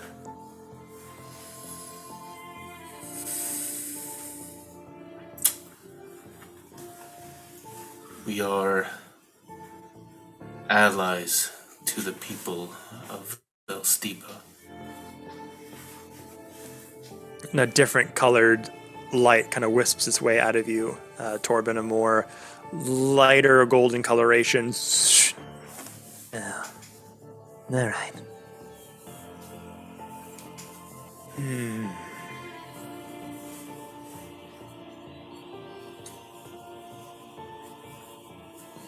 Would you do anything to protect those you've sworn to protect?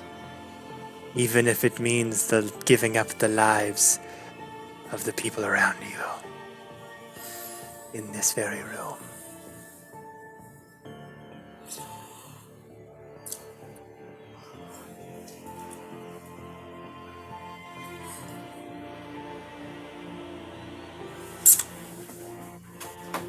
The problem with that is I've sworn to protect the people in this room.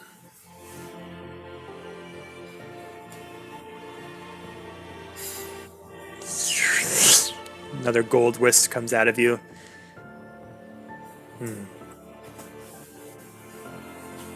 As guardians, eh? Ever watchful, ever protective. Got a good heart, I'll give you that. No fear in that statement. If it came down to it, would you sacrifice yourself to save them? Without question.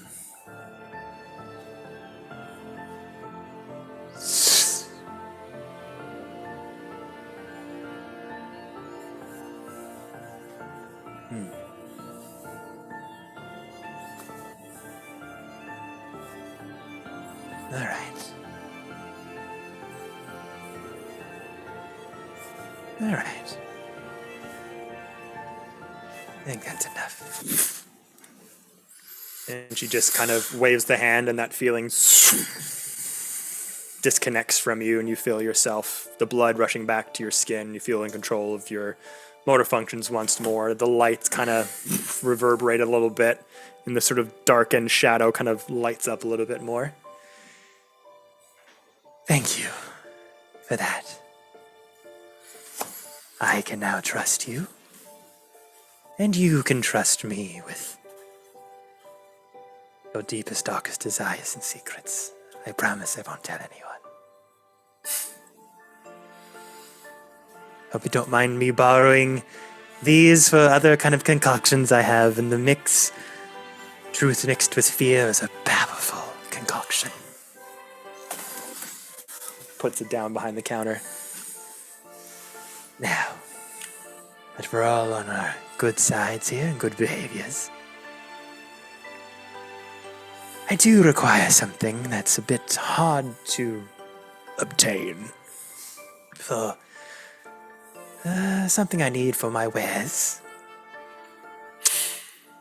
And something that could, quite frankly, benefit my sister as well, so it's a little bit of a win-win situation. I'd happily pay you 2,000 gold for this. It's not an easy task, and our mutual friend can show you the location of where you'll need to go. It's within inside the Astral Citadel walls, amongst a waterfall where caves lead to darker places that are no longer patrolled.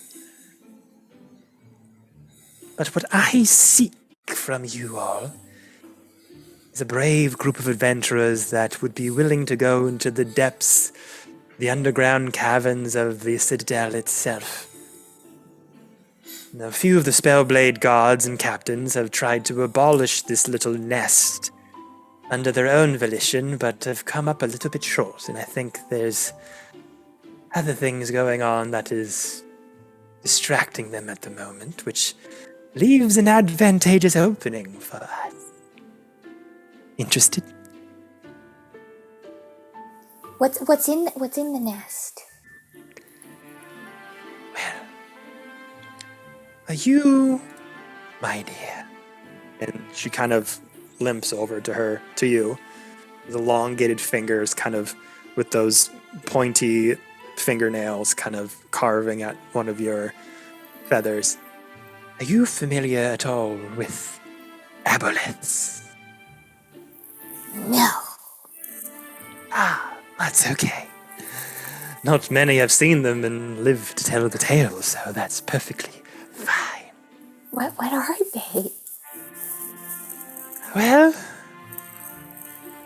they are strange aberrations, to say the least. Creatures that have been along for a very, very long time. Like you? Of sorts. I've been around for quite some time, too. A lot of us are that have been safeguarding the Astral Citadel from strange people for some time. And this is kind of one of those jobs. But they don't necessarily need its whole body if it's missing an eye or an organ or two. They won't miss it. So we just have to take pieces of it? We don't have to take the whole thing? Well, if you bring me the whole thing, that would be preferred.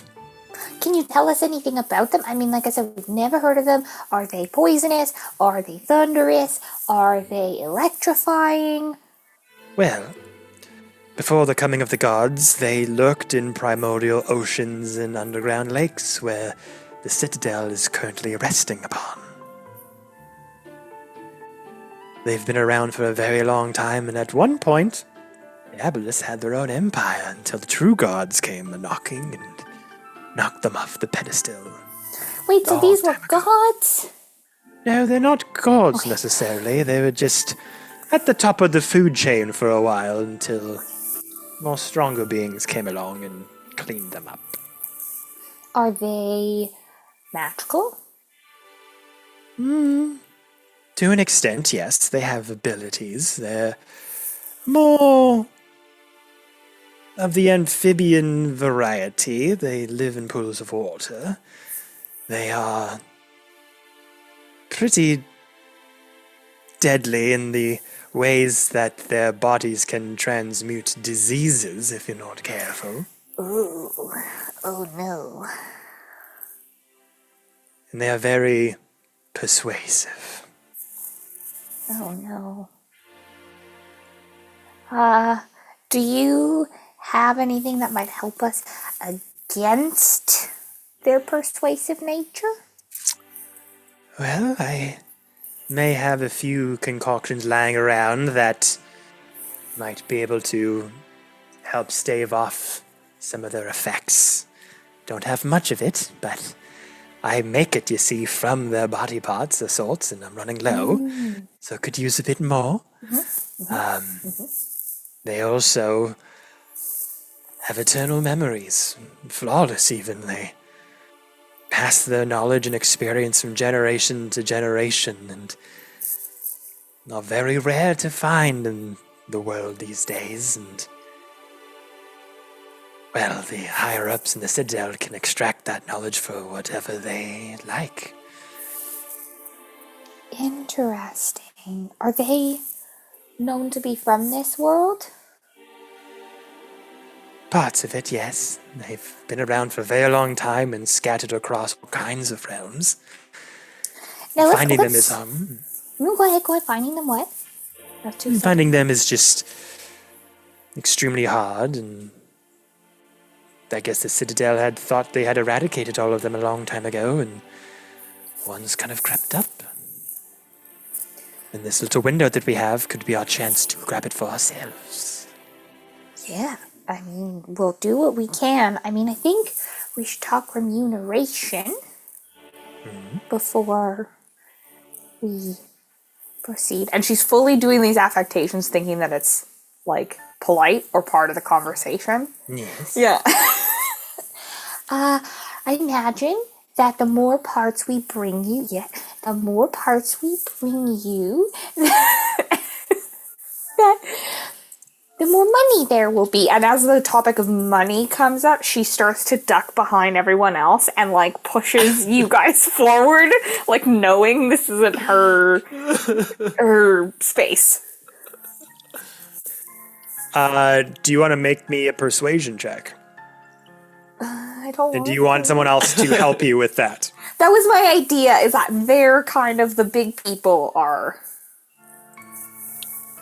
I mean, I'll do it, but if you'll allow somebody to help me. Yeah. If anyone else- quiet. I'll step in for our usual, who would be our usual treasurer. So I'll step in and I'll help with the persuasion here. Okay, what do you want to add to the conversation? We're pretty flexible, and you know, if we can bring these parts to you for concoctions and anything else actually that we can help you with, we usually do our work in wholes and not parts. So anything that you think is appropriate for that nature, in addition to the truths that you've taken from our friend here, we will graciously let you decide that, as us as a party are trusting that you know how much this would be worth. All right, make a persuasion check. So mine was 18. 17, great. sorry. Great. 3. I sounded all right, but listen, I tell you what. Yeah, listen. He goes to put his hand on the counter and like slips. You know. We're not taking anything up. And if you just know the numbers, it's this many, Kevin. By the way, But 18 was good. I'll do the words. You do the hand motions. Yeah, I'm still doing the affectations. While I'm speaking, just All right. Well, gosh. what I require specifically are an eye, piece of brain, and a piece of tentacle. Does your group charge a certain rate per part then? We started with a base of 2,000. So maybe that's just that's the base for one of them. And maybe 500 gold per extra piece. And then if we bring the whole thing, we double it. So you're saying you want to charge me 3,500 for the whole thing, for the parts, and if you bring me the body, it'll be double that. No. 3,000 for all the parts. So 2,000 base if we bring anything. Then another 500 for an additional part. Then another 500 for an additional part. And we'll double the base for the whole thing. So 4,000 all in. I think that's a good deal. I'm gonna lean down to Claire and be like, "You did not need me, Clara. Nice job. Always need you, buddies. When it comes to money, I deal in hand axes." And I look to Hermione, wink. Sometimes that's what's needed. Yeah. Okay.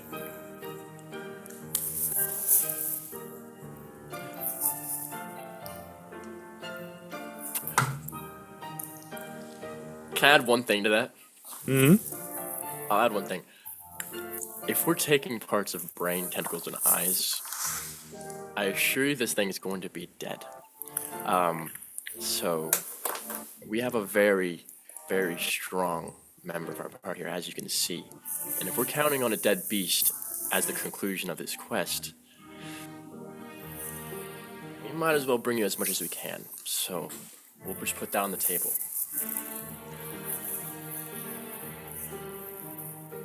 All right. If you can bring me the entire body and the parts that I require, I'll give you your 4,000 gold. Okay. Okay, all right. The knowledge is power in these parts. And the knowledge an aboleth can give can be quite priceless. The knowledge. Oh, Its yes. parts. Oh, okay. It's brain more so. So just don't give me all of don't break it up too much, you know? Like a good half lobe needs to be intact, but Right, okay. What's a lobe? serious right now? You serious right now? The lobe. Half. The half part. It comes in halves. That's up to you, quite honestly. Yes. Right. The brain. Beast. There's two halves. We'll get that to you. One half intact. What? The other one, afraid about. Yes? Right. Yes. You guys got that, right? Okay. All right. So good. So good. Good. Do we have to go today? Or, is the window a couple days? Well, they seem to be pretty occupied. Do you know why?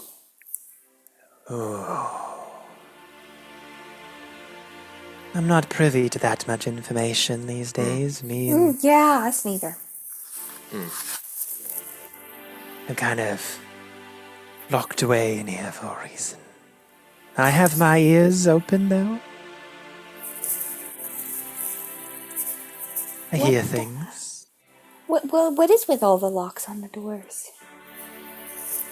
You can never be too careful in the Astral Citadel these days. People going missing and such.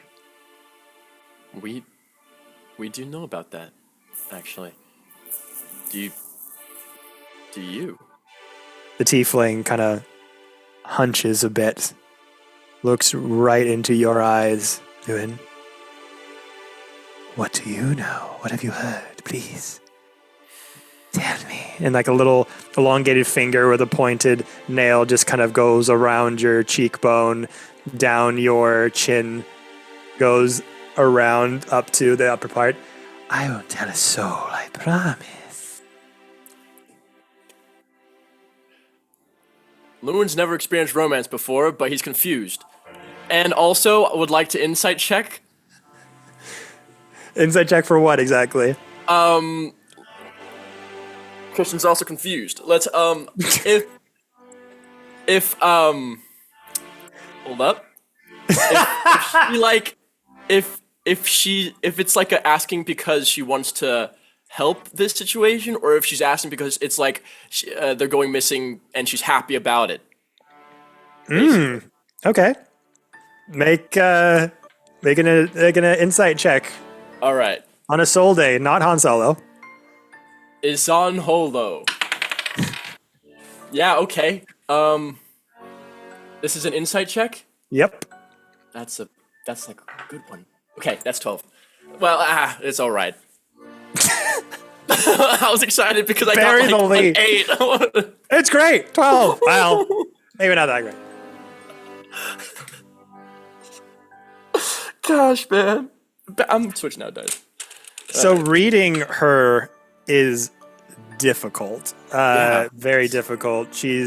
Her emotions and personality is kind of ever changing. You're not really to figure out if it's something she's happy about or something she's concerned about. Okay. She just said, like, very recently that information is power in the Astral Citadel. So you kind of get the notion that she just, if you know something that she doesn't, she's wants very to know. interested. Of course. Okay. And you're already kind of going into this, like, in a weird contract of trust. Yeah. Where, like, she's putting her neck out to even get you involved in this sort of dark deed she's asking. So there's, like, an unspoken bond between people that want to ride that line of the seedy underbelly of the Citadel and the squeaky clean. Right. So just in the, as long as we're here, what have you heard kind of thing. Luna's gonna think back on kind of like the party's conclusion of that we're probably safer in conversation with the people who aren't with the government, because like the higher ups would be what would seemingly be targets. And Lewin, I guess for some reason, Lewin almost sees this tiefling as like, one, I think there's slight bias because this could be a gateway to the library, and Lewin is excited about that. Lewin's going to say, well, we know of the unrest that is happening in not just the Astral Citadel, but the outskirts as well. And that is essentially one part of why we're here. Like we said, and like the truths you've collected, we're not just allies of each other here. We are allies of the best interests of the people of the Astral Citadel. And you know that does not mean everyone in the Astral Citadel, but the people. But the people who work for it, and the people who have the best interests of each other. So, that is where we stand. I don't know where you stand. But traces is what we know.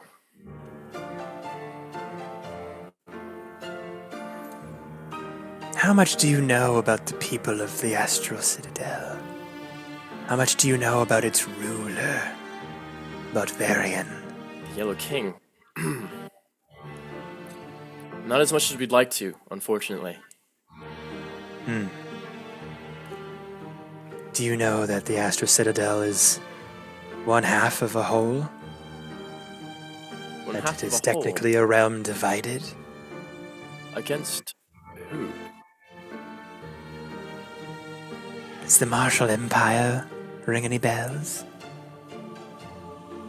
It is not. Not to me. We've heard talks of the Martial Empire, Martial Empire. but we don't know. Well, at least I have. I don't know much about them. But they're basically like the counterpart to this empire, where we use magic here. They don't use any magic. No, they are strictly martial talents only. The Martial Empire and the Astral Citadel were once a cohesive unit that ruled over these lands. And then at some point, ideologies got misrepresented, confused. Then Varian and Rhea had a schism of sorts. And there are those that say the Martial Empire still fighting for the people of the Astral Citadel to this day, led by Rhea Steelheart. And they yearn to take it back.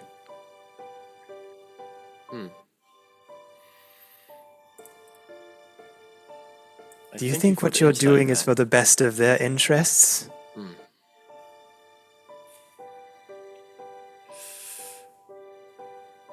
We would like to think so. But then again, we don't know the knowledge of the whole here. And if what you're telling me is right, well, it looks to be bigger than what we think. Curious.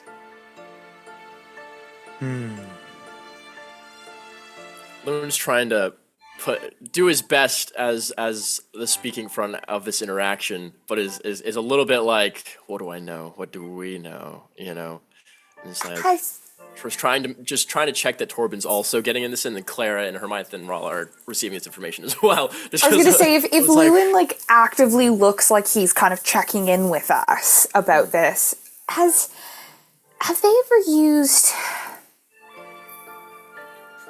I don't want to say alternate energies or powers, but powers from alternate places to fuel their conflict? I'd like to know the intensity of their pledge to martial uses. Are we talking about those that rule the Citadel, where they get their power from, or the Martial Empire? Both, really, but we've seen some things within the Citadel to do with crystal dragons, and we've heard rumors of Far Realms influences. Right.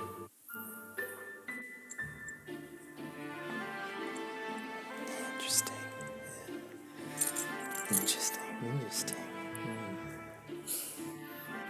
And you see her kind of like, when you say crystal dragons, her mood changes.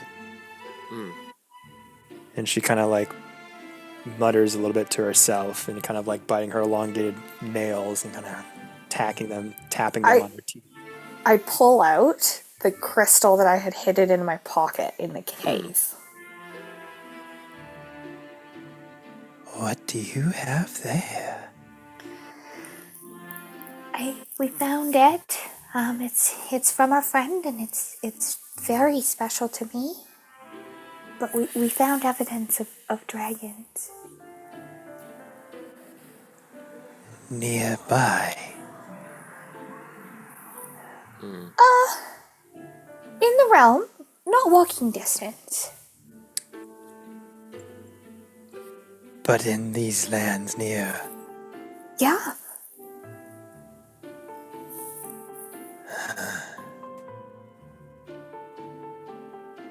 Interesting. We're gonna walk forward and just pull out that crystal dragon's scale that he had, and just kind of show it to her. Now, these are not native to these lands. You said they were not nearby necessarily, but in the same dominion as the Citadel, within its borders. Yeah, at Crystalbrook Village. The caves surrounding.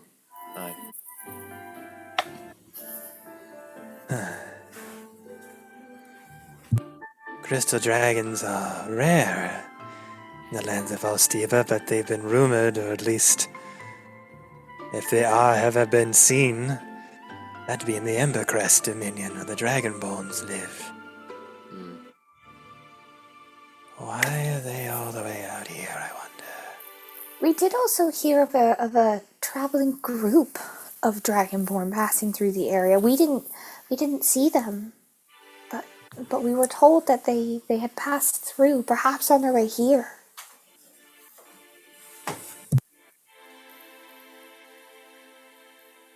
I see. Can I insight check the shit out of this and see what's going on in her face? Yeah. Same. Yeah. Sure. So cool and hard to read. Oh, I mean, that's She's so also hot and just Kevin. mysterious. she's so hot and mysterious. It's a 22. 18, 18 and a 12. 22 22. for Rolla. Oh, shit. Okay. Yeah, 19. The purple eye. I was trying one. Rala, what are you trying to read?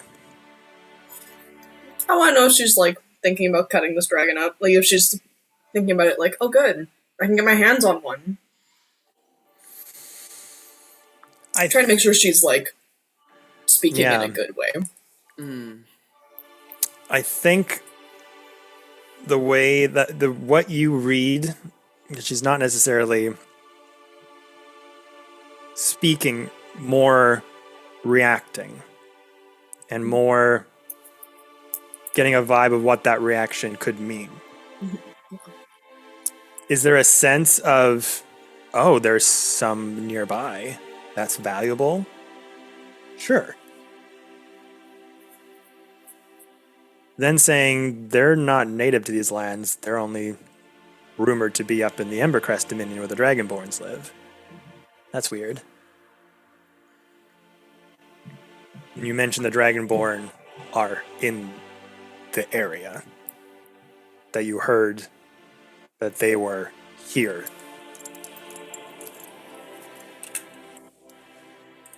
There's a look of concern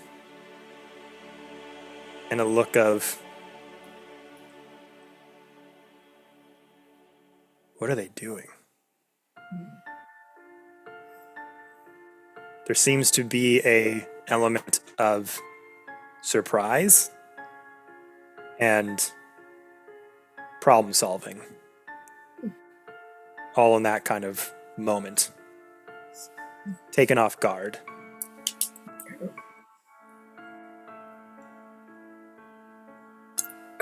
Rollo just kind of stepped forward reading that and go, that's pretty much what we know. Did you hear anything? Well, you hear things, see things, privy to conversations in rooms that maybe otherwise most people should not be in. But maybe that's information for another time. We're getting to know each other, but I don't know if I know you that well yet. Fetch me the aboleth, and maybe we can continue our conversation.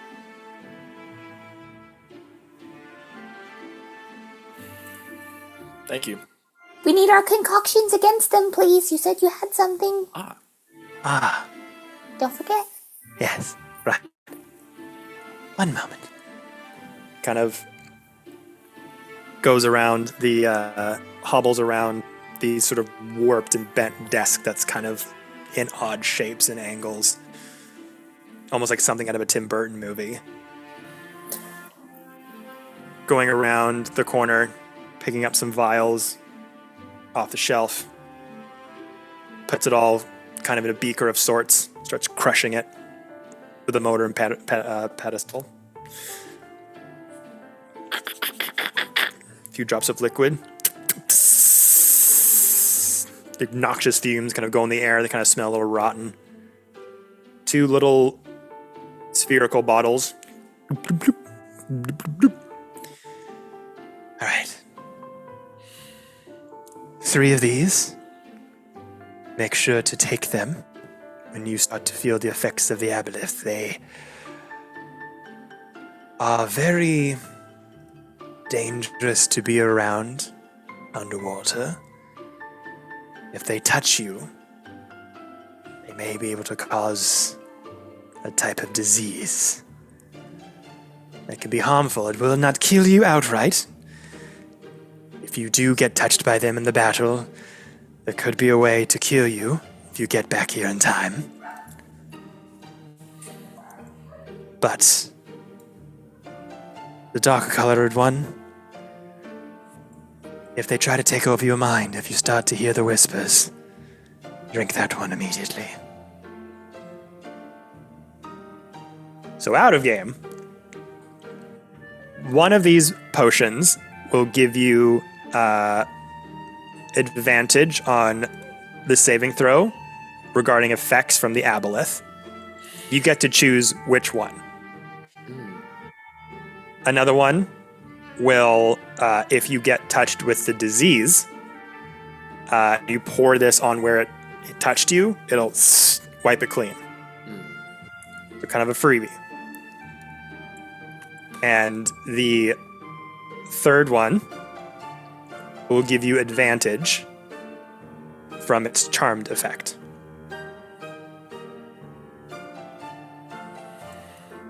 The pouring one is a one and done, and then the other 2 are duration based. Yes.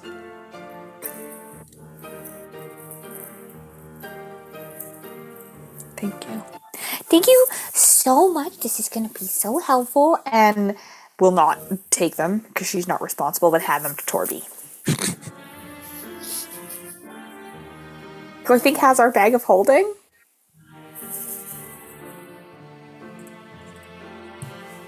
Correct. Yes. All right. And with that, our tiefling friend kind of just looks at you all And says, well, if there isn't anything else.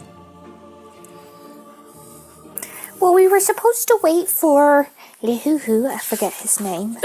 Lathandra. They were supposed to give us information about some fighting stuff. They were going to meet us here. Gong. Aha. Hey! That must be them! Hey! No, sorry! I got... hey! Isolde, are they in there? I got distracted, I'm sorry!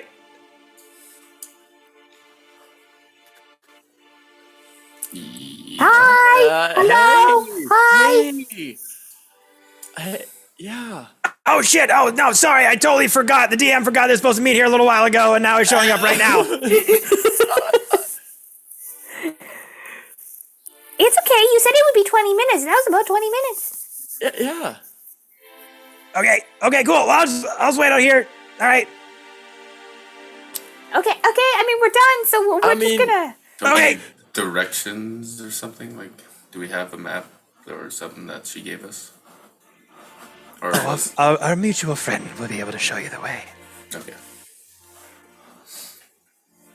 All right, well, Off we safe go. travels.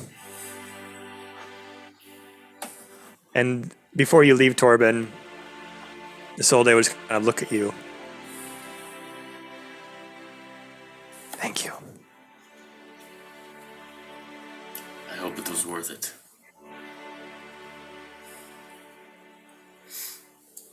and just kind of nods. And you see Torben kind of very quiet this whole time. A little strange for their type of personality, keeping quiet. A little sullen. Kind of just turns and heads out the door. You'll kind of follow one by one. If we left the dragon pieces on the counter, Clara will try to take them back. I just held mine to show. Okay. So I would have like placed it, so I'm probably going to try to take it back unless she stops me, and I won't try very hard. No, you take it back. She just kind of looks at it. Just for safekeeping. No problem. Hi. It's so nice to meet you. Nice to meet you too. I hope you come back alive. Me too. Good luck out there. Okay.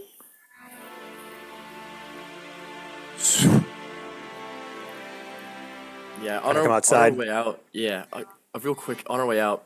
I'm also just gonna put a hand on Torben's soldier, brief moment, and just he knows what this means. But I'm just gonna say, thank you, and just move on.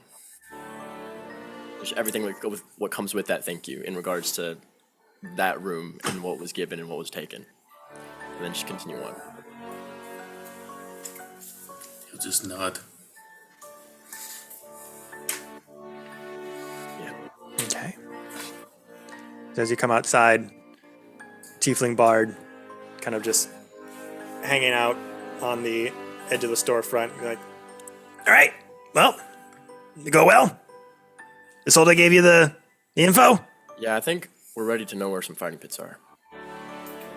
Okay. Talk to some people. Yeah. I've got a good connection.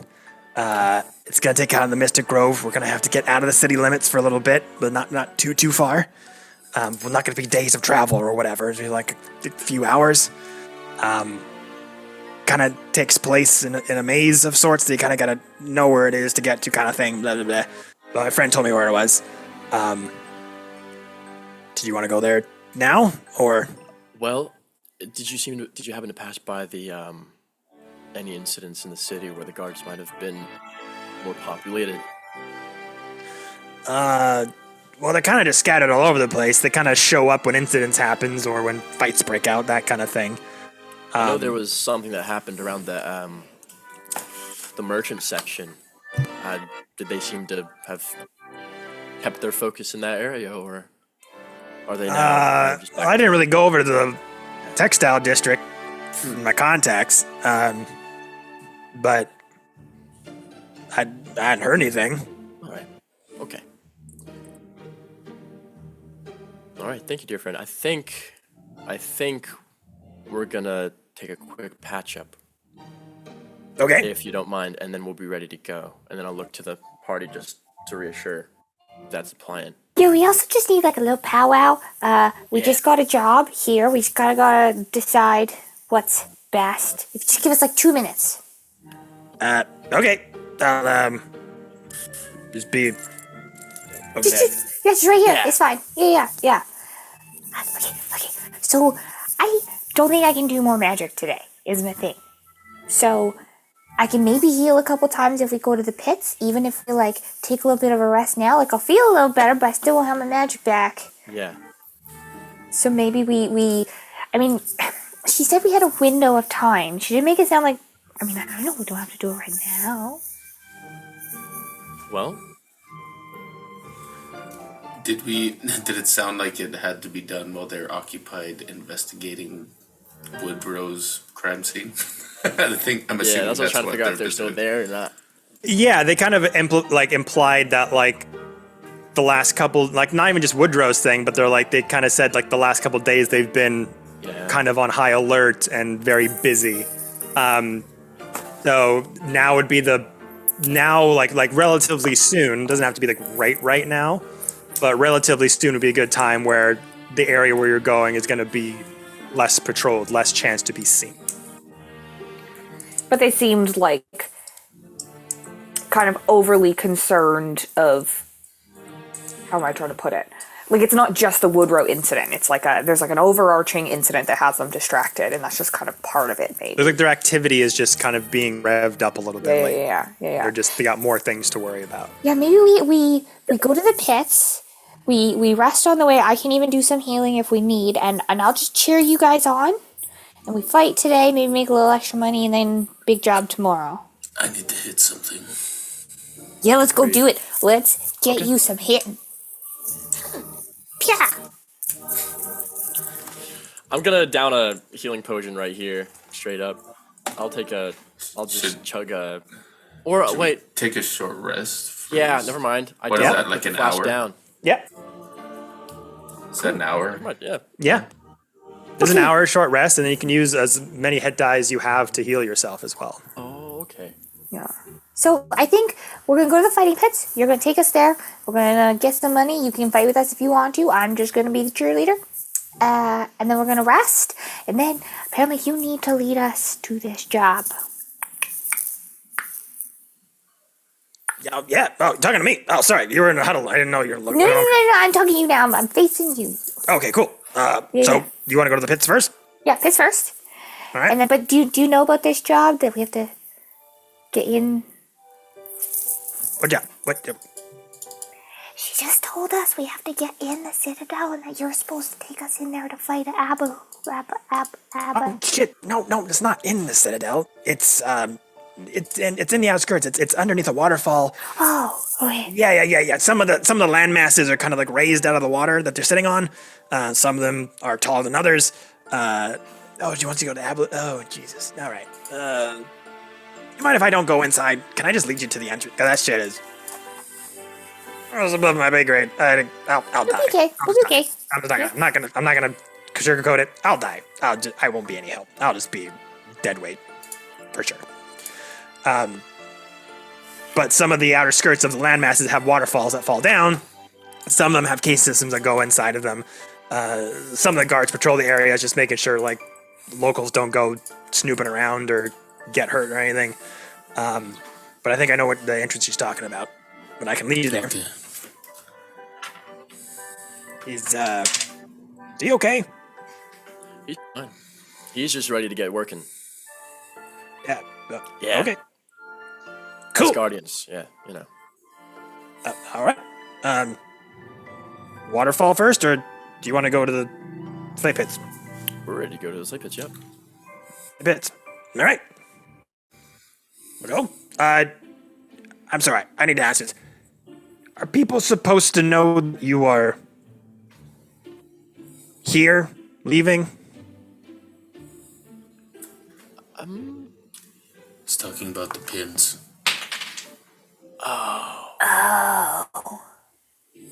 We probably should drop them off somewhere. I forgot about those. Throw a haystack under the. What do you suggest we do with these? I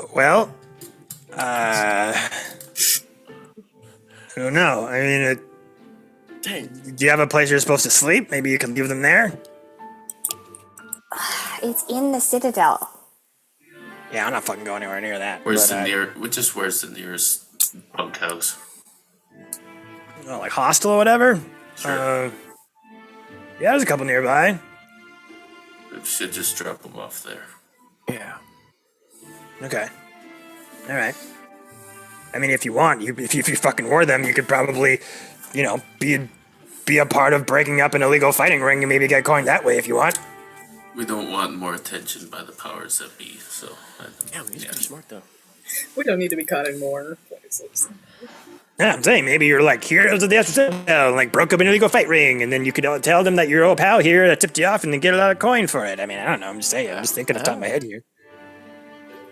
Yeah. Damn. He's good. I'm kind of down with that because then we can win the money in the fight ring, and then we bust the fight ring, and then we get the money to bust in the fight ring. Oh, it's all undercover. You're good at this. I've been on my own for a long time. I'm gotta make money somehow. Damn.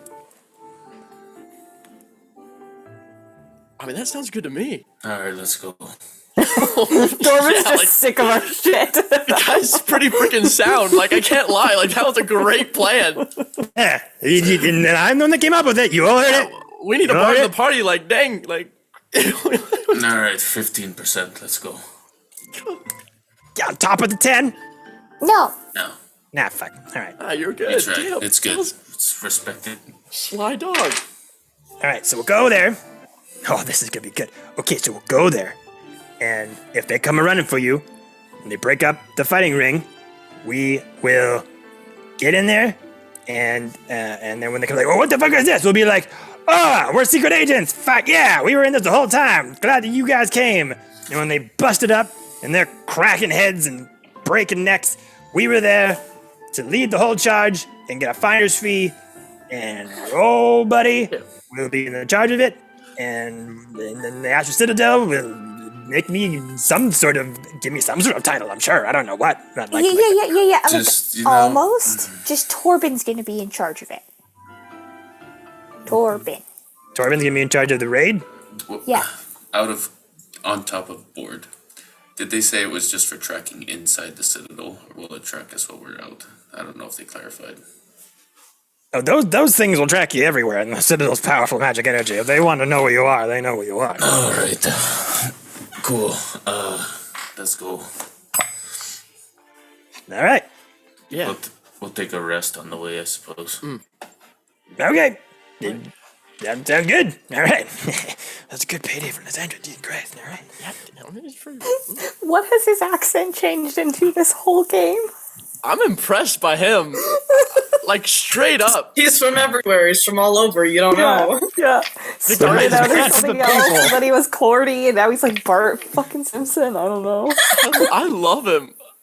He knows everything about You this can place. kind of say that it's like his performer. I love it. voice, No, I and love as it. you get It's to so know good. him, he kind of like comes down to Yeah. Drops his his normal accent. self. Do we know anything about the Mystic Grove? Is it like a place where is it like a tourist attraction? Is it like a shady place in general?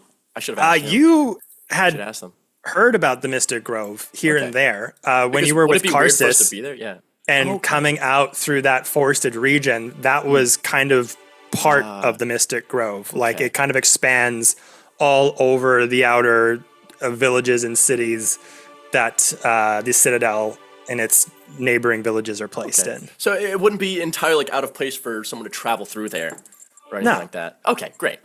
If it was like some ruin, you know, or something like that, then it'd be like, why are they there? But okay, cool. That was exactly what I needed. Cool. I'm ready to go. All right. Heading off. Yeah, let's do it. All right. Follow me, guys. I feel like this is going to be the start of a beautiful friendship. Just starts to waddle his way over down the street with the 5 of you following in tow. And as the camera kind of pans up, yes, Claire, Anybody following us? make me a perception check. 14. Looking behind you, don't see anyone. Cool. As you get out of the kind of seedy alleyways at this part of the Citadel, kind of start to intersperse into the crowds once again. Camera kind of lurches up over the Astral Citadel once more, and its multi-glowing pointed spires and multiple land masses connect with bridges with the water underneath it, boats coming to and fro. So you start to make your way to the eastern gate and the forest that lays beyond. And it's there, everyone, that will end our stream. Torben's so mad about it. There's so much that I want to get my grubby little hands on, man. Yeah, dude, yeah. Yeah, absolutely. I wanted legit. to make the Citadel as expansive and sort of multi-directional as it could go. So full. I love it. We're And not you allowed to be chose the unsupervised. Grifter Underbelly storyline. Yes. I made this wonderful upper city. We're gonna go down. Well, I think we've anyone's a introduced my doppelganger. favorite NPCs in this one. I think these are my favorite NPCs in this session introduced. Oh, it's just so think- hot and mysterious. Yeah, and Torben releasing those Gosh, harsh it's so- moments. Good, dude, Torben. Good role play, Yeah. man. Very well Yes, done. hell yeah. Can he have inspiration for it? I know I'm not the GM. Oh, for sure is gonna get inspiration. Yes! for Yeah, that. good. Hell yeah. He'll need it. Inspiration, Yeah. blinding, seething rage. Yeah, dude. I thought he was gonna. Hey man, we wanted a campaign where good-natured Torben would be tested, and we're getting to that. Yep. Yes. Getting to that. But anyway, thank you so much, everyone, for hanging out with us again on a lovely Sunday. We love you all so very much, and have a great rest of your week coming up, and we'll see you on the next one. Bye-bye! Hammer.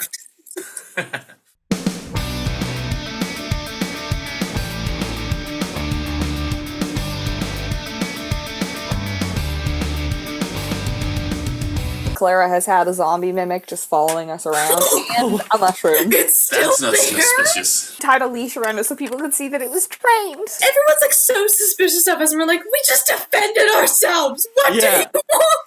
You don't I need to pay for this food? What the fuck do you mean I need to pay this much for my food? Rise up,